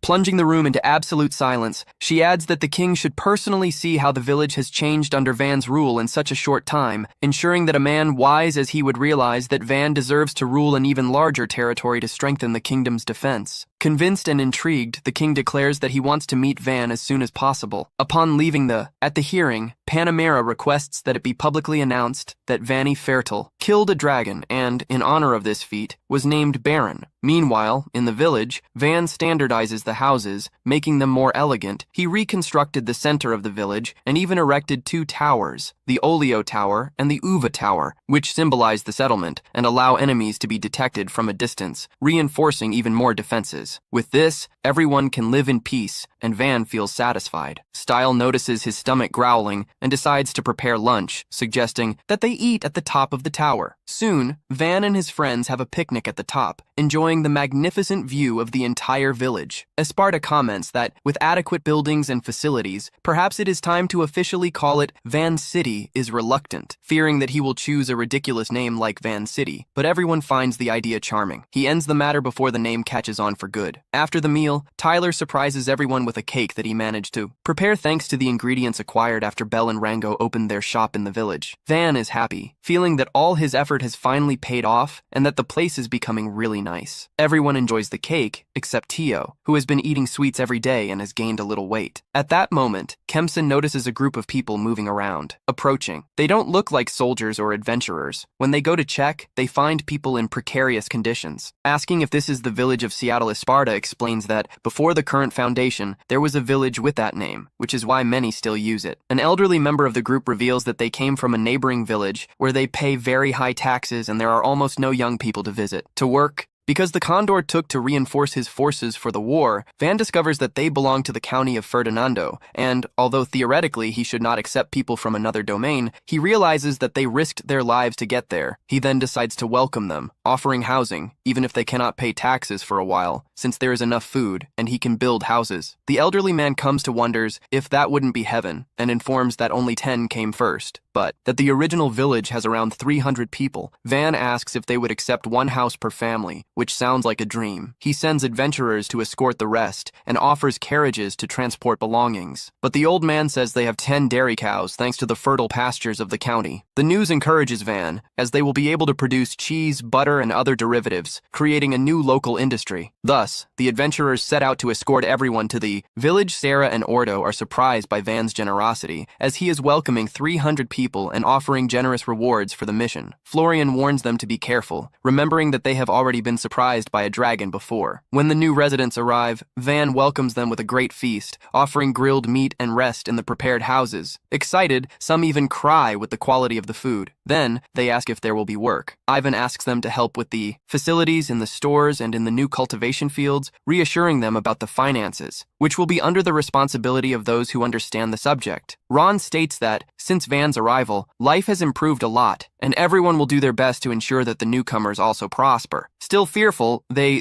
hear Van explain that, by moving, they are also helping the village, as soon there will be a commercial company, and development will continue. Little by little, they accept that they can have a better life there. Esparta remembers that, despite the growth, they are still far from becoming a city of 10,000 inhabitants, so development must continue.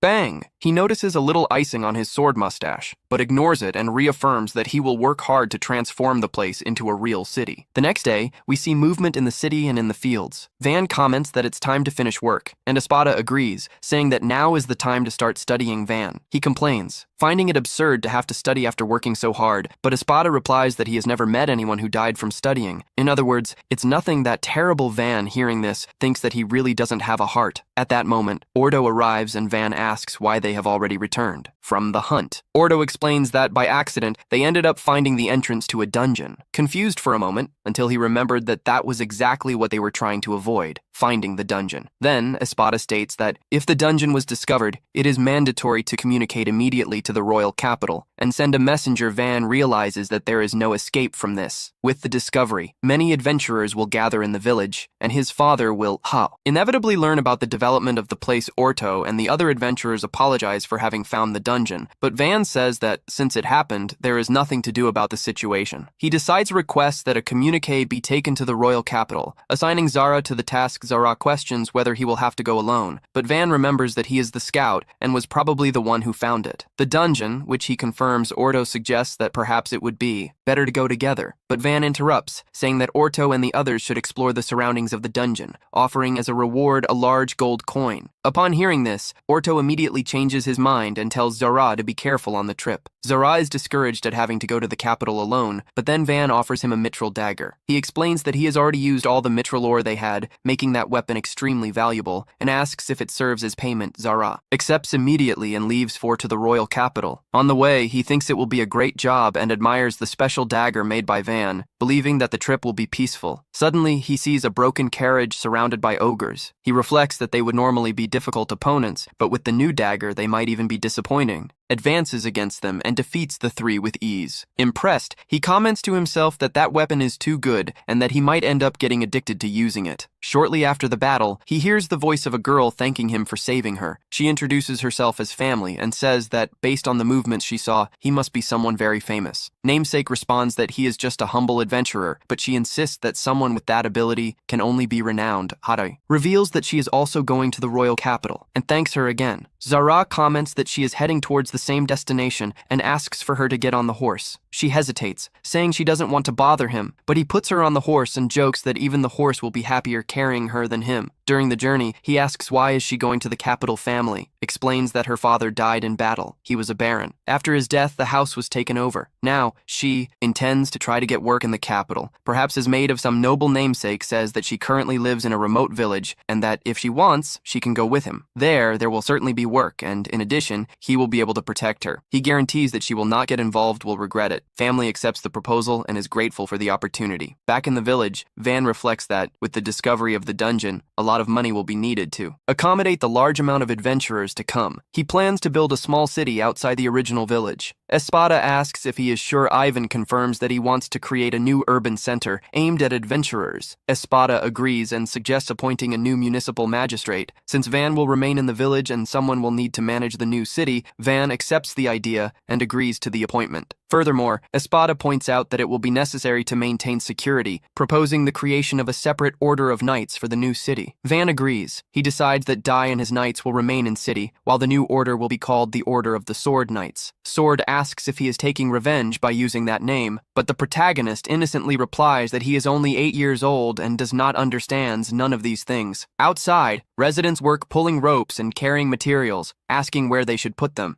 Van advises them to leave everything on the ground and thinks that, thanks to the collective effort, everything is going well. At this rate, they might be able to build the new city in about a month. At this point, Dai arrives, saying that they will get even more materials that same day, and everyone agrees excitedly. Van thinks that they can now form an order of knights with those men and calls Dai to talk, suggesting that they could invite them to join the Order of Knights of City. Dai responds that the idea is interesting, but there is a problem. Those men have already been recruited by the Order of Knights of Espada and even signed a membership contract. Van is shocked, but soon concludes that this is very typical of Espada, which already secured members even before the official creation of the Order of City. At that moment, Ganshim approaches and informs that Zara has returned, but has brought someone with him. Van is going to welcome him, and Zara confirms that he has already made the announcement in the royal capital. His side, Zara explains that he met her by chance. As she had nowhere to go, he decided to bring her to the village and asks if there is a problem with increasing the number of residents. Van replies that she is welcome, introduces himself as the lord of the territory, and the girl introduces herself as Flameria. She says that she was attacked by orcs near the royal capital, and that Zara saved her. Van is surprised, but Zara minimizes it, saying that he only managed it thanks to the dagger that Van gave him Flameria. However, he insists that in her eyes he was wonderful, even more impressive than the heroes of Dee's fairy tales. Suddenly, Van sees a group running towards the village and asks if the end of the world has arrived. Chiral reassures him, explaining that they are adventurers attracted to the dungeon. After the announcement was made to the guild, several adventurers in search of easy fortune rushed there. Some of them warn that that area is dangerous, especially for such a beautiful girl who could become a target for perverts. Van realizes that despite their intimidating appearance, they are genuinely worried. Kachim agrees with this impression. Flameria comments that their faces are still a little scary, which leaves them discouraged. They apologize and reinforce the warning about the danger of magical beasts. Vanna thanks her for her concern and says that the village is right behind it. The adventurers are shocked to see such a huge wall and ask how it was built. Production in front of everyone, creating grids instantly. They stand with their mouths open, asking what kind of absurd magic that is. At that moment, Dai arrives bringing more wooden logs. Van thanks him, and the adventurers realize that this is the famous boy who is being talked about in the capital. Dai gets angry at being called a kid, pulls out his sword and says he will punish whoever called him that. One of the adventurers also takes out his sword and attacks him, but Dai cuts the weapon in half with a single blow. From that moment on, whenever he comes, they start to greet him respectfully, calling him boss and wishing him good afternoon. Still, many find it curious that the owner of a territory is just a child. When they ask why he ended up there, he simply responds who was expelled from home. Later, Orto and the other adventurers return from the dungeon and find the movement in the village strange, commenting that now there is a lot of competition. Van asks how it was exploration, and Orto confirms that they returned recently. When he sees Zara, he is happy, but soon notices Flameria and asks who Zara is. He introduces her, saying that he met her on the way to the capital, introduces everyone, and the group heads to the inn. Some adventurers whisper, asking if it's real, or if they're dreaming. Van comments that maybe he'll build a house for Zara, and Flameria Ordo immediately freaks out, asking if it's a house for both of them and starts hitting the floor in despair. Van then asks what the dungeon is like. Flameria explains that there are few monsters in the surrounding area, but the entrance is close to a deep cliff, making the place extremely dangerous. The trip there takes 2 to 3 hours, and the area is surrounded by hostile natural environments. Small base, they still haven't managed to build something suitable. She then insinuates that until now it wasn't possible, but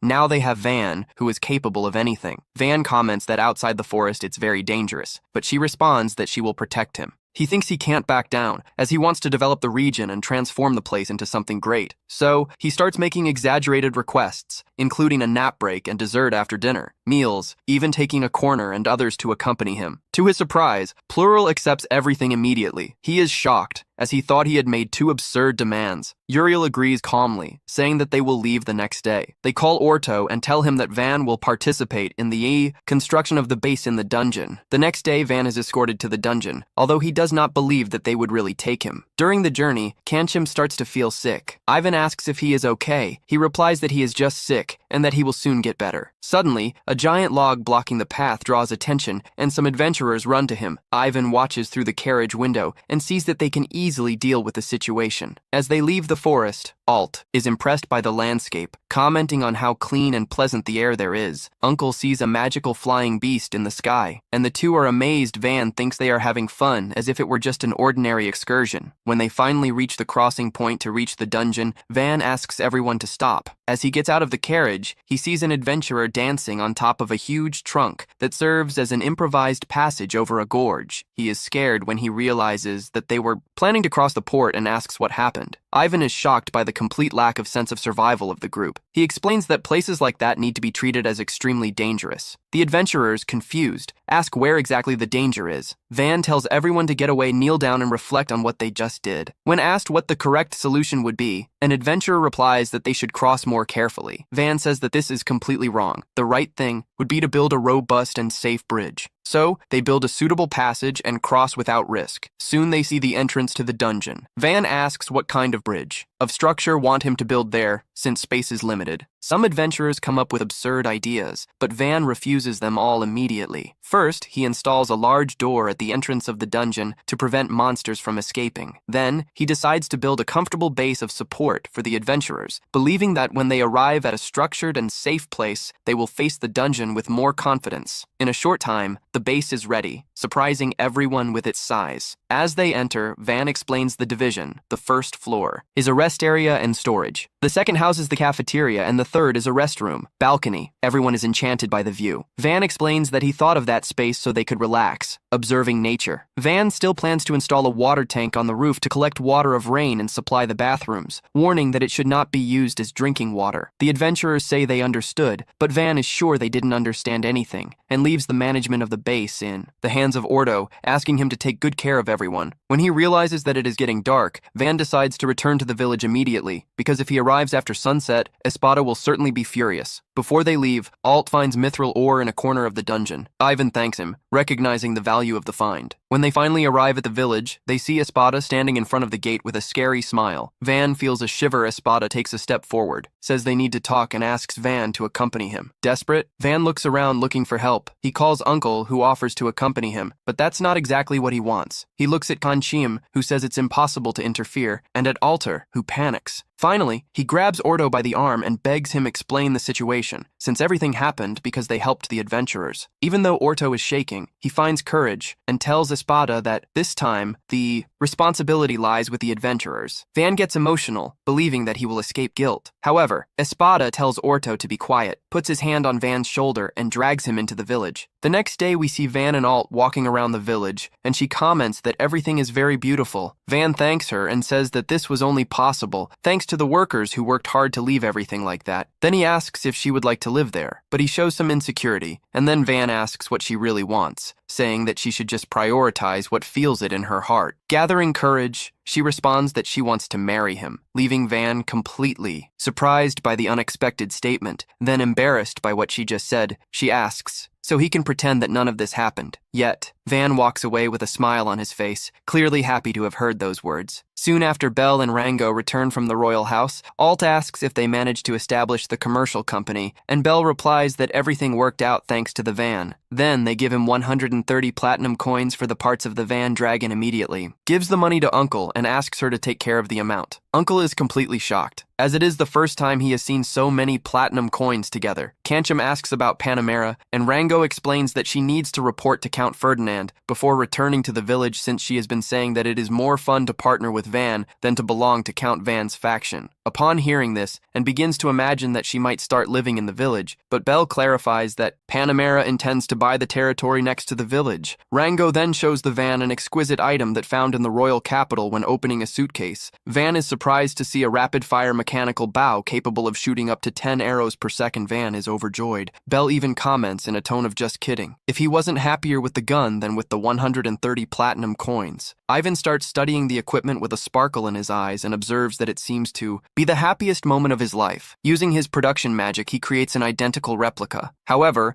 he realizes that the version he just made does not spin in the same way as the original from the capital Audi. She is surprised to see that even Van can make mistakes. Sometimes Van just laughs and says that she keeps failing, and that besides magic, he has nothing to brag about. Alt disagrees, stating that he has great talent. Both in swordsmanship and in studies, he responds that it is not talent, but the result of having been trained by a heartless butler and by a monstrous knight commander. Then asks what type of magical aptitude she has. The subject seems delicate and she is visibly shaken. Her uncle, he intervenes, saying that Van is not forcing him to answer, and that if he doesn't want to, he can remain silent after a moment. Alt reveals that his aptitude is for puppet magic. Van thinks that this type of magic, as well as its production magic, is considered useless among the nobility. He admits to never having seen anything like it, and asks her to show it really exciting. Alt ends up agreeing. Van creates a small doll with his production magic and asks if she can move it. He uses his magic, and the doll starts to move gracefully and is delighted, saying that it is incredible magic and full of potential. Uncle asks if she can replicate the dance she did with the doll, and Alt confirms. Although he admits that he is better handling the doll than dancing in person, the uncle then suggests that he creates a doll the size of Alt so that it can put on a show for the residents of the village. Alt quality, however, he hesitates, saying that his magic is not something to be shown off to others. Van responds that if he thought that way, he would also hide his own production magic, which many consider useless. However, it was thanks to that magic that he managed to bring happiness to the entire village. He is sure that everyone will also appreciate her puppet magic. Convinced, Alt accepts a night small theater is set up in front of Van's house. The residents gather curiously, asking if what will happen there. Since he summoned them, Van thanks everyone for their presence and announces that from now on, from that moment, they will witness the magic of Alt amidst curious murmurs. People wonder what kind of magic will be presented. Audie starts to move the puppet, and some residents are shocked, believing for a moment that the doll is moving on its own. Others, however, soon realize that it is puppet magic and begin to comment among themselves, surprised at anyone who remembers stories ancient times in which people even turned their swords against members of royalty for fear of unknown powers. Moment Van raises his voice and asks everyone not to jump to conclusions. Just because the doll bowed, he declares that Alt's magic is just beginning from within. He questions whether about how the public will really react to what is coming when looking at her. He imagines that it must be even scarier for the Alt than for anyone else. Yet he encourages her with a smile, saying that everything is okay. He remembers the happy moments he lived next to Van. He remembers his words of encouragement and gathers courage. Taking a deep breath, he starts to execute the dance movements. At the same moment, the doll starts to move with lightness and elegance, following each gesture with impeccable precision. The residents watch open mouths. That is incredible, something that they have never seen before. The puppet seems to come to life before their eyes, dancing with grace and delicacy. Many murmur, impressed, saying that it is a magnificent performance, and they observe everything with admiration for him. That magic is truly extraordinary, as it has the power to give life to inanimate objects and transform them into something capable of moving people when it finishes its presentation. Everyone goes crazy, saying that her magic is incredible, and that the dance was really beautiful, or thinks it was so scary that she thought her magic was a bad skill. Van goes to her and congratulates her because she managed to grab him, and starts crying with happiness the next day. Conchim goes to the van in despair, saying that a carriage with the coat of arms of the royal family is going in towards them. Van goes to the village door and sees Panamera standing there. She greets him and he says it's been a long time since he saw her. She thinks it's a very sad reaction. To those who haven't seen her in a long time and ask if he found another woman, he explains that he and Alt have become closer than before. Alt greets Panamera with a smile, and she is shocked, asking what trick he used, as it is a very big change to occur in such a short time. Van explains that Alt thought her magic was bad, and he just showed what an incredible talent he is. Panamera says to finish this conversation later and kneels down, telling Van to do the same as he is in front of the king. Everyone kneels down. The king gets out of the carriage and goes to Van and asks if he is Van Nefer, and asks him to raise his head. He introduces himself as Dino, the king's squire, and the man next to him introduces himself as the prime minister. The king names him Baron and says that he is now part of the low nobility, asking him to work hard to bring benefits to the country. Van thanks him and states that he will do his best. The king comments that he heard that a dungeon was discovered in his territory and asks that he does not hide anything about this. To conclude, he mentions the defeat of the forest dragon, saying that it was a wonderful achievement. The minister comments that the place is unusual and that even the king himself was there to check. The king asks him to answer all the questions accurately. Ivan promises to only tell the truth. He says he will show everything, but if the king doesn't believe, it will be considered a lie. So he asks that the king also struggles to believe. The king promises, and everyone enters the village. Van presents the place as Vila City, shows the walls, the gate, and even the moat. Then presents the ballista at the top from the wall and asks the prime minister what he thinks. The minister says that the ballista is good for attacking opponents at a certain distance and of a certain size, but it is not easy to use. Vaughn says that will show how it works and asks Kanchim to aim at the forest. Chin fires the ballista, and the king is shocked by the power and range. The prime minister is also surprised because it fires 2 projects at a time without depending on first-class archers or wizards. The minister also notes that the star-shaped barrier is strange. Van explains that this shape allows attacking enemies from several directions. Fadanita adds that it is a perfect defense, except against air attacks. Van says he has already done some. adjustments against this type of threat, but he hasn't tested it yet. The minister comments that the way he talks, it seems like he built everything himself. Van confirms that he was the one who did everything. The king says no will tolerate lies, and he swears that he is telling the truth. Panamera asks the king to understand his distrust, but to first listen to what Van has to say. The minister asks who built the walls, and Van responds again that it was he. Also asks who built the urban area as it is, a development project that would normally take years. Ivan says he made an effort to build everything. Then the minister asks how many years it took to build the walls. Ivan replies that it took about 4 months. The king asks if the minister managed to understand anything,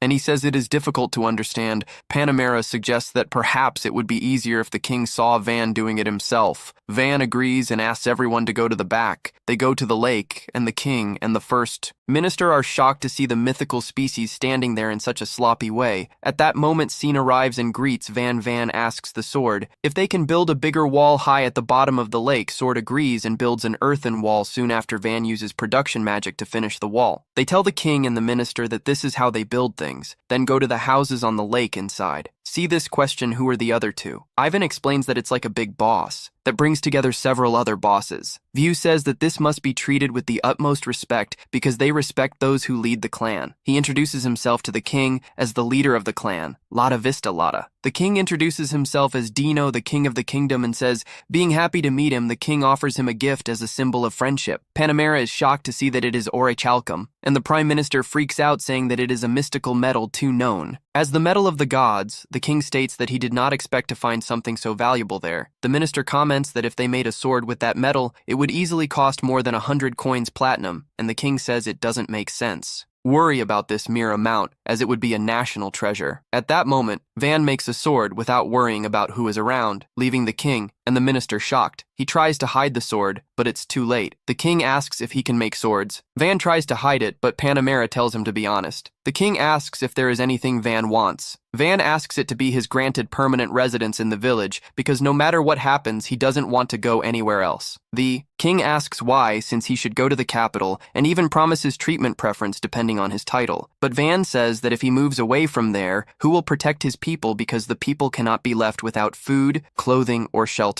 And that is why he wants to create a territory where everyone can live their days in peace. The king agrees, despite dearly wanting the baron's skill, and asks, even though he is not going to the capital, if he can send some emissaries to that place, and if the baron will cooperate. Van responds positively, saying that he will be happy to help back to the center of the village. The king comments that he cannot stay away from the capital for long, and asks them to take a look in the dungeon. Ivan recommends that the dungeon is far away and the sun will soon set, so they should go the next day. At that moment, someone shouts that an emergency has arisen and that a dragon is attacking. The Vila Van tells everyone to prepare for defense and call. The adventurer's Panamera asks if he needs help, and he agrees. He asks where the dragon is, and when he looks up, he sees it hovering over the village. Sword says that there appears to be a wizard riding the wyvern giving instructions. The king asks the prime minister what he thinks of the situation, and the minister responds that wyverns normally act in groups, so it is extremely unlikely that just one is attacking the village. Observing the wizard better, he believes that there must be some other threat nearby. The king asks if that could be the work of Araneta, and the minister says that it is very likely. Van then questions whether Araneta's kingdom would be interested in that village. Meanwhile, Dino warns the baron that the enemy is not just the wyvern, that there is probably also a small group of knights involved. Asking him to be careful, Van realizes that at that time, ordinary arrows would not reach the target and decides to use a prototype that he had prepared. In the forest, we see a prince being informed that they will soon reach enemy territory and that the wyvern has already started reconnaissance in the sky. The prince is angry at having placed under his command an attack on such a remote village. One of the knights explains that, precisely because it is an important mission, it was entrusted to him. Another soldier comments that their kingdom has maintained a long period of hostility with the kingdom of Escudeira, and the time has finally come to settle the score. When they arrive at the city, everyone is impressed by the huge walls and wonder how someone managed to build a fortress of that size in such a distant place. The prince, however, states that building a fortress like that is not simple, and concludes that that must just be a facade to intimidate enemies. He then orders the soldiers to advance against the city. The soldiers obey and, using a large log as a battering ram, try to bring down the main gate, but they can't even open a crack. From the top of the wall, Ivan introduces himself as the lord of the village and asks why they bothered to come from the kingdom of Araneta-o. Prince asks how he knew which kingdom they were from. Ivan calmly responds that he just guessed, and he ended up confessing alone. Angry, the prince complains that that village shouldn't be a fortress and demands to know what trick they used to build it. Ivan simply responds that he and the residents built everything together. Enraged,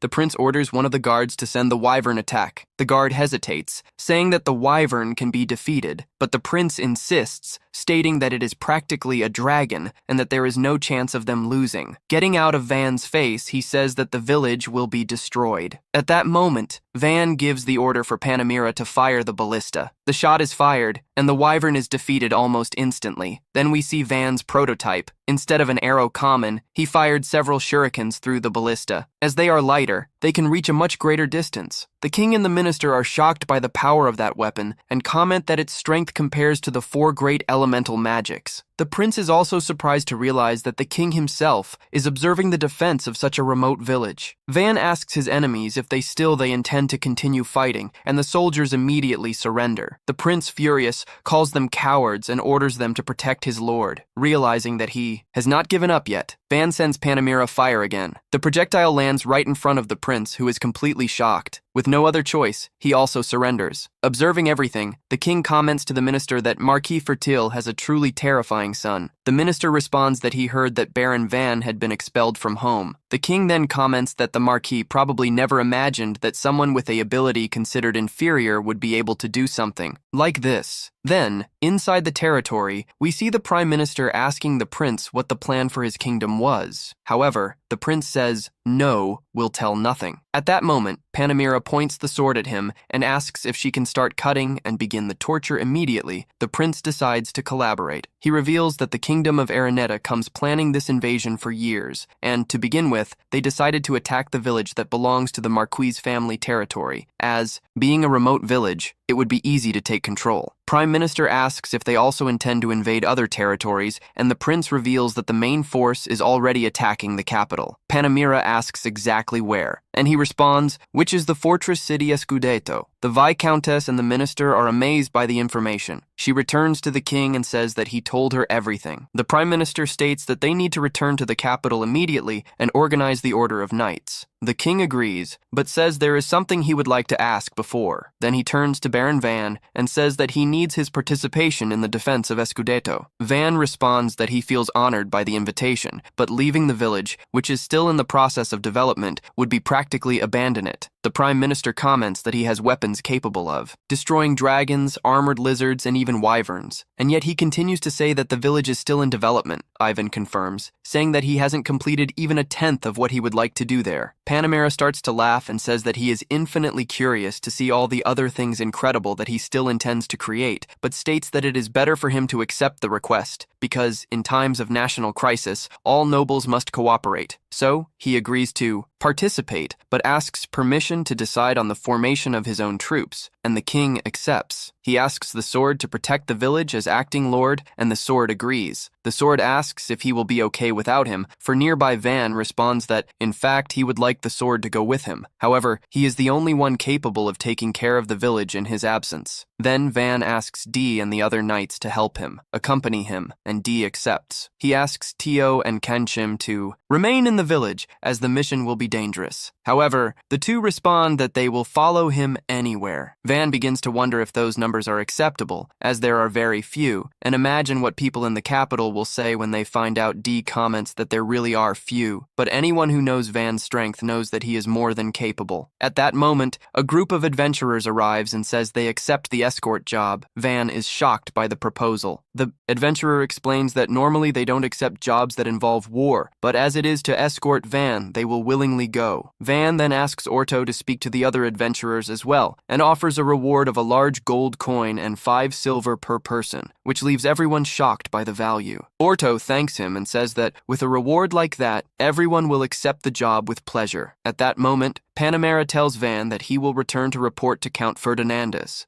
Gather the troops and leave quickly to help. Squire Van replies that everything is fine and that they should meet their Panamera, then asks what he intends to do about the weapons. Van says he would like to take something, but he can't just carry the ballistae as they are too heavy. Alt then comments that he will take his doll. Outside, we see Van explaining to the knights that this is their first expedition and that the mission will be to defend Escudeto. He says that the enemy has a lot of experience in combat, unlike them. However, it makes it clear that we'll fight on the front line, as their objective is to return with everyone unharmed. Meanwhile, at the Marquise's mansion, he receives news that Escudeto has been taken. The butler informs that the troops of Iranita advance towards Lark. The Marquis responds that Escudeto would not fall so easily and states that he will organize a troop to march immediately. He orders the butler to send emissaries to the neighboring lords to request reinforcements. The butler comments that the nearby village of Escudeto is ruled by Luan. The Marquis responds that they cannot send soldiers as they probably barely have food to survive. However, the butler says he recently heard that Luan was given the title of Baron for his exploits in slaying a dragon. The Marquis refuses to believe this, stating that Luan does not have any of the 4 magical elements and orders the butler to quickly carry out orders. Later, upon arriving at the south gate of Escudeto, the Marquis is completely shocked to see that the city's sturdy walls had given way. At that moment, he sees a troop of wyverns in the sky and immediately orders everyone to retreat and reorganize. But before they can react, the troop of wyverns advance directly against them. They throw several bombs into the sky, and the Marquis is completely shocked by that new weapon. When he thinks that this will be the end of him, the wyverns suddenly change direction and fly to the other side of the territory, leaving the Marquis confused without understanding what happened. From the west, we see Alt's doll defeating several wyverns that approach. Even when more wyverns continue to arrive, Alt continues facing everyone without backing down. Ivan watches the scene impressed and says that it is incredible, because I had no idea that she was capable of doing something like that. One of the knights comments that he never imagined that Escudeto would be conquered so easily. Dick adds that Escudeto's knights they should be fighting back. But faced with an unknown weapon like that, the only realistic option for them was to retreat. Van then explains that they will continue fighting just to buy time, allowing the knights to escape to safety. At that moment, the knights from the enemy kingdom found the Ya group and advanced to attack them. Kansim fired using his new weapon, while the enemy archers try to target Van. However, Zara quickly eliminates the archers before they can shoot. One of the wyverns flies directly towards Van, but the optics quickly cut in the air. Seeing this, one of the enemy knights orders the entire troop to advance against Van. Even so, Van believes he has already done enough, as he managed to buy time for everyone to escape. Orders the group to retreat. The adventurers ask if they will really flee, as they believe they can still win the battle. But Van remembers that he made it clear from the beginning that the objective of the mission was to return home without any deaths. In the capital, we see a knight asking the Marquis what the next step will be. The Marquis responds that they need to guarantee the retaking of Escudeto, and that to do this, they must immediately reorganize the orders of knights. At that moment, Mercia arrives and the Marquis complains that he took too long. Mercia apologizes, and shortly afterwards, the king appears telling the Marquis not to frighten the younger ones. The Marquis immediately kneels down and asks for forgiveness for his actions. The king asks how the situation is in Escudeto and orders the Marquis to stand up. As he stands get up, the Marquis explains that Escudeto has been taken. The Prime Minister is incredulous upon hearing that, and the Marquis explains that the knights were attacked by a new enemy weapon and were destroyed in moments. The Prime Minister then asks how he managed to get out of there alive. The Marquis responds that, for some reason, the wyverns suddenly stopped attacking and flew towards to the west gate. The king concludes that it was probably Baron Van's support force. The Marquis is shocked by the information, and the Prime Minister explains that he developed the border village, defeated a dragon, and received the title of nobleman at a very young age. The Marquis says he cannot believe this. As Van does not have the aptitude for any of the 4 elemental magics, the minister asks if he is insinuating that he is lying, and the Marquis immediately denies it. Mercia clasps his hands tightly, and the king asks if he is frustrated by his older brother Nu to have accomplished a feat before him. However, Mercia responds that, on the contrary, he is very happy for Van. In another place, we see Van reunited with his troops who ask what he intends to do. Now Van responds that he has already fulfilled his duties as a noble, but if they don't repel the enemies now, there will always be constant threats. Audi comments that it was the first time he had seen a war, and that he didn't want to go back to that place. Even so, Van explains that Panamera is his partner, and she will be participating in the war, so he needs to offer some kind of help. He concludes that it is time to develop a new weapon, a catapult that can be used on the battlefield to support the army. This will also prove that they have given enough help. So he creates one in front of everyone, and everyone is impressed by the size of the weapon. Van says he intends to create 25 of them, but transporting everything to Escudeto would be extremely difficult. Soon after, he finds a solution better. Instead of transporting the catapults, he can simply build them directly on the battlefield. However, the next morning, Van regrets his enthusiasm from the night before, because now he needs to personally deliver the new weapons, and to do that, he needs to go back to the war zone. Continues complaining about this, while his subordinates are confident that the new weapon will help them win the war. Soon, they arrive at the nearest town of Escudeto. Ivan realizes that everything is normal, but there seem to be a lot of soldiers around. They tell him that after the defeat at Escudete, his soldiers are using this place as a base to rebuild their forces. A group of familiar-looking knights block Van's path, and leading them is his father, Jalpa, who looks at Van with contempt in his eyes. Van greets his father, who immediately asks if he was made a baron after hunting a dragon. Van confirms, saying that it was just a common forest dragon, but just the name of the monster is enough to make the knights blush. Fear Jalpa asks Van how he did it, because not even a genius elemental, mage like him, can defeat such a monster alone. Van replies that it's just a matter of skill, and then reveals who used his ballistae to hunt the forest dragon. Jalpa is furious when he hears this, because he can't believe it, and not even his soldiers think it's possible. Van already knows that his father is an idiot, then fails to win a debate against him as he thinks about what to do. Panamera arrives to see Van and says that the king is there too, and is eager to see whatever new weapons Van has made. Ivan is happy that she is there, and suddenly has an idea. He asks his father if he would like to see his ballista after showing the new weapon to the king, and Panamera supports the idea. She tells Jalpa that if he has any ammo left, he can show the ballista he brought, but Van says he's already improved the design since then. Panamera starts talking business with Van, while Jalpa watches the two with disgust and disbelief. Soon after, the three go to visit the king, and Van is impressed by how intense and imposing the king's guards look. Panamera says they are all warriors very strong, but then finds it necessary to create rivalry between them and claims that Van could defeat them with his equipment. The guards don't like this statement. Van is embarrassed to hear this, but Panamera just laughs and takes him to the king, who holds a meeting with all the nobles in the region to take Escudete back. Ivan realizes that Alt's father, the Count Ferdinando, is also there, and he doesn't know how to approach him. Then the king asks Aperta if there is anything they should be extra careful about. He immediately starts talking about how Yelenita's kingdom always failed to conquer. Listen until now. This time, they succeeded in one day, using the squad of wyverns and blackball weapons that blew up everything around Van. Realizes that these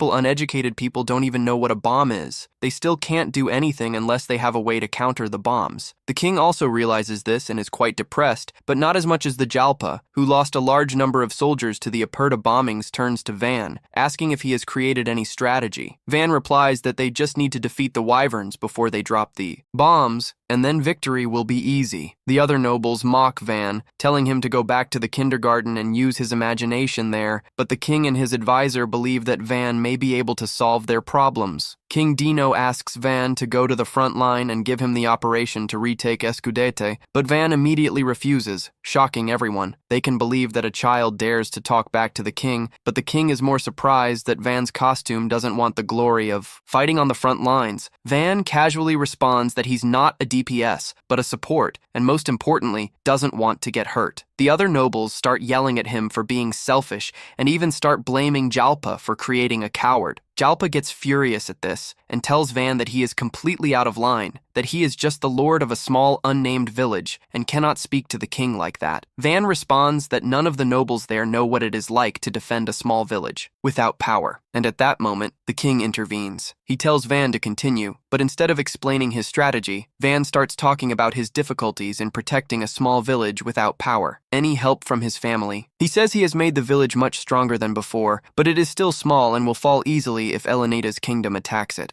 A noble asks why the enemy kingdom would bother attacking a tiny village in the middle of nowhere. Aperta responds that they have many reasons for doing so. To begin with, they sent a prince to conquer the village because they are serious about invading the kingdom of Escuderia this time and will try to capture it again. Everyone gets tense upon hearing this. Van says he wants to protect the village that built with his friends, so he can't afford to get hurt there. Count Ferdinando tells Van that he understands his situation, but asks him if he thinks he can defend himself from Elenita's army army. Even though he is in his village, Van states with confidence, but the nobles cannot believe it. Van tells the king that he will still help them win the battle, even though he wants to remain in the support role. He says he will provide Escuderia's army, ballistas, and catapults in exchange for being sent back to his village, and the king has no problem with that. Van says he will do it immediately. And Jaipa asks if he is really taking this war seriously, because if it starts now, it won't end in time. Van remains calm and says it's better to see with your own eyes. He takes everyone out and creates a ballista and a catapult as a demonstration, leaving the nobles open-mouthed. Van asks his father what he thinks, and he coldly responds that it is just a demonstration weapon that won't even work. Fire. So he's not interested. He goes back to organize his army, but the rest of the nobles stay. To see the demonstration through to the end,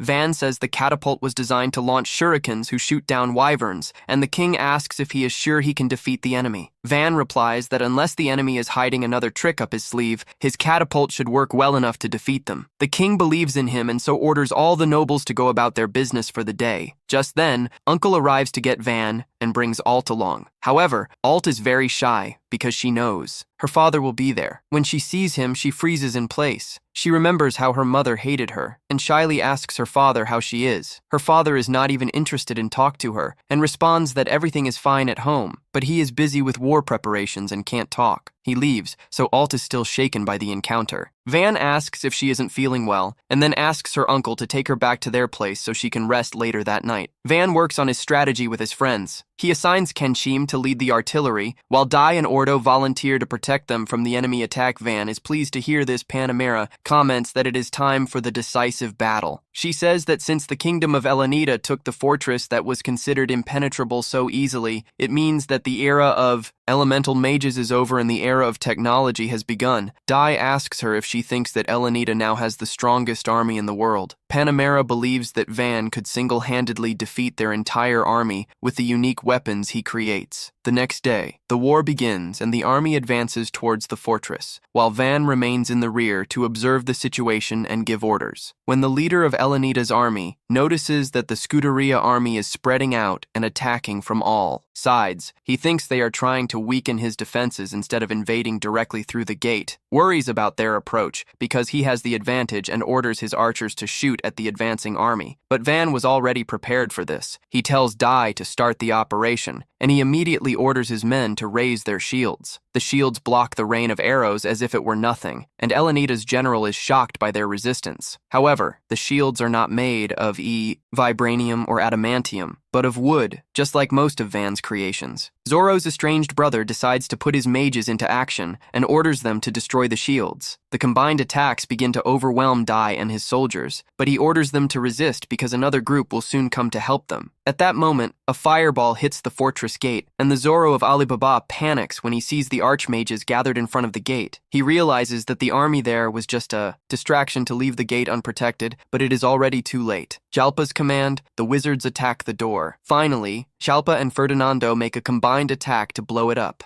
With that, the main force invades the fortress, but the enemy general orders his armies to hold back at all costs. An intense, close-range battle begins inside the city, and the knights have difficulty facing Elenita's elite soldiers. Suddenly, Panamera rushes in to save them and eliminate some enemies, giving Dai and his men the chance to advance. Meanwhile, Jalpa is also having difficulties against the enemy soldiers, but Ordo and his team come to his rescue. They quickly eliminate some enemy. Knights and then Mohicans group also causes destruction. Jalpa asks Orto if they are all Van's men, and he confirms, leaving her unsure how to react. Meanwhile, Elenita's general begins to panic as the tide of battle turns against him, so he decides to use his most powerful weapon. He orders the squad of wyverns to attack. Several wyverns immediately take to the skies. That's exactly what Van was waiting, and he orders Kanchim to shoot them down. Kanchim orders the catapult team to shoot at the wyverns, and they launch projectiles loaded with sharp shurikens into the air. The balls explode, scattering deadly shurikens everywhere, and it's enough to make the wyverns plummet to the ground. Everyone is elated at this success, but one lucky wyvern has enough leather armor to survive the attack and the fall. She gets up, ready to attack the soldiers, who realize they have no chance against her. Ordo and Shara rush to help them and attack the wyvern, but they have no power enough to pierce her. Thick skin, even with Van's weapons, so they just wanted to immobilize her to allow the ballistae to shoot her and finish her off. Despite the countless arrows embedded in its body, the wyvern does not die, so Panamera takes action to put an end to it. She hits the poor monster with everything, and then moves quickly to decapitate it and ensure the slaughter. With that's it, the wyvern squad is eliminated. Panamera tells the soldiers that the hardest part of the battle is over. Ferdinando and Jalpa can't believe that Van's soldiers are capable of anything this, after underestimating him all the time. Elenita's general also realizes that he cannot win this battle,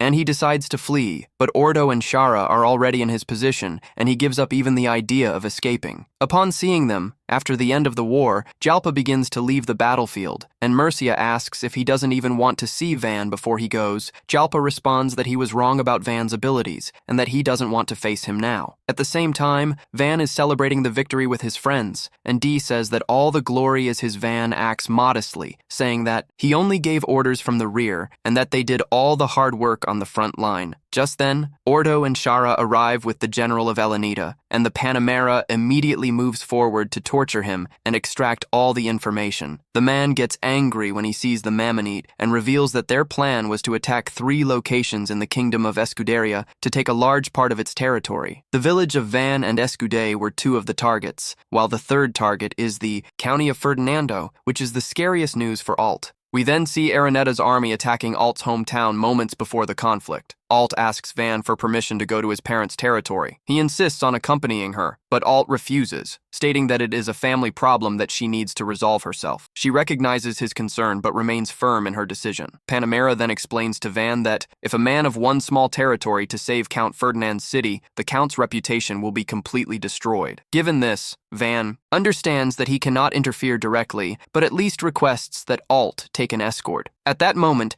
the adventurers offer to protect her. Orto explains that as they are adventurers, they are free to act, and their participation will have no connection with Van Still. He asks them to take care of Alt. Upon arriving at the territory, Alt goes into despair, calling for his mother as he runs across the battlefield. Above her, wyverns fly over the city, launching black orbs that explode violently, destroying several points at once. The port tries to calm her down, saying that if they join the battle, there is still a chance of victory. However, Alt refuses help, stating that the members of the Count's house must contain the situation. Inside the mansion, Alt's mother shows surprise when she realizes that they were attacked by Araneta's army. The younger sister begins to cry but is reprimanded. The mother says that, at the right moment, she will make it look like the girl took her own life so that she can escape. Looking at her eldest daughter, she remembers Alt. Outside, the Araneta's knights declare victory and advance towards the castle to eliminate the Count's family. However, suddenly one of the wyverns falls from the sky. Confused, they observe a knight of Araneta, silver armor destroying several creatures in the air. It is Alt, controlling his armor and opening a path between the enemies. An urgent message reaches the enemy commander. There is a flag of the EU, House of Count Ferdinand, raised on the hill. He notices that reinforcements have been sent and orders an immediate attack against the group present there. The soldiers advance while Alt does everything in his power to contain the enemy advance. She calls Orto and asks for support, and he readily agrees. When asked about her plans, Alt replies that she will go to the front line.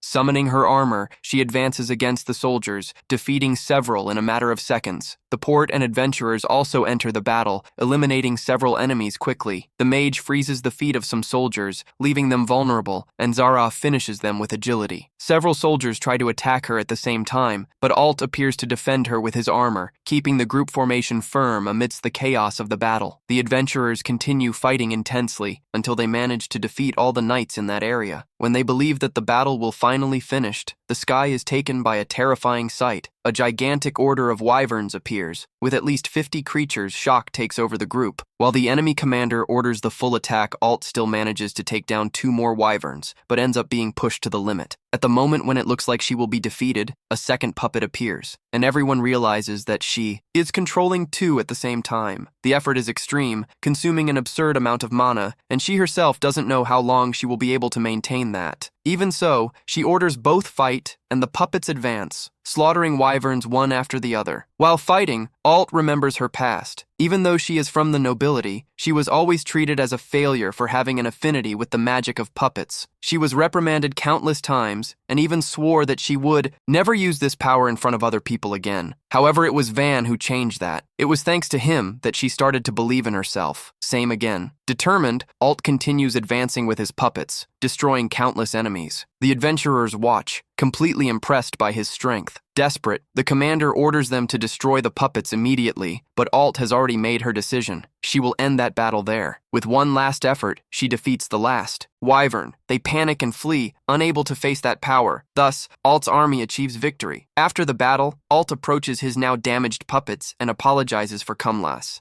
Made to fight so much and suffer so much damage inside the castle, their mother wonders who was responsible for saving them. At that moment, the Count enters the mansion apologizing for the delay and relieved to see that everyone is fine. When asked about the reinforcements, he reveals that only 2 puppets were enough to force Haranetta's army to retreat and that they were controlled by a young woman with white hair. Upon hearing this, Alt's mother immediately understands who it was and begins to cry. The Count comments on the irony of fate. Even after expelling her from the house, it was she as the one who returned to save the territory. Overcome with regret, he admits to having made a terrible mistake with Alt outside. Shara asks if she really doesn't want to return home to Alt. However, she responds that her presence there would only bring discomfort. Ordo still tries to confirm her decision, but she explains that her mother always hated seeing her using puppets. So, the best thing to do is to leave. After all, Van is waiting for them. When they return to Van's territory, he immediately asks if Alt is injured. When he notices her sadness, he asks what happened. With a shaken voice, she says he feels useless as he can't lead and give orders like Van, but Van quickly denies this. He claims that Alt is incredible and doesn't understand why she doubts herself so much, highlights her exceptional skill with puppets, and praises their efforts in battle. Upon hearing these words, Alt finally allows himself to cry, but this time they are tears of relief and happiness. In the territory, we see Van leading the construction of new shops and inns in the center of the village, with the aim of providing a more comfortable life for all residents. As he watches the progress,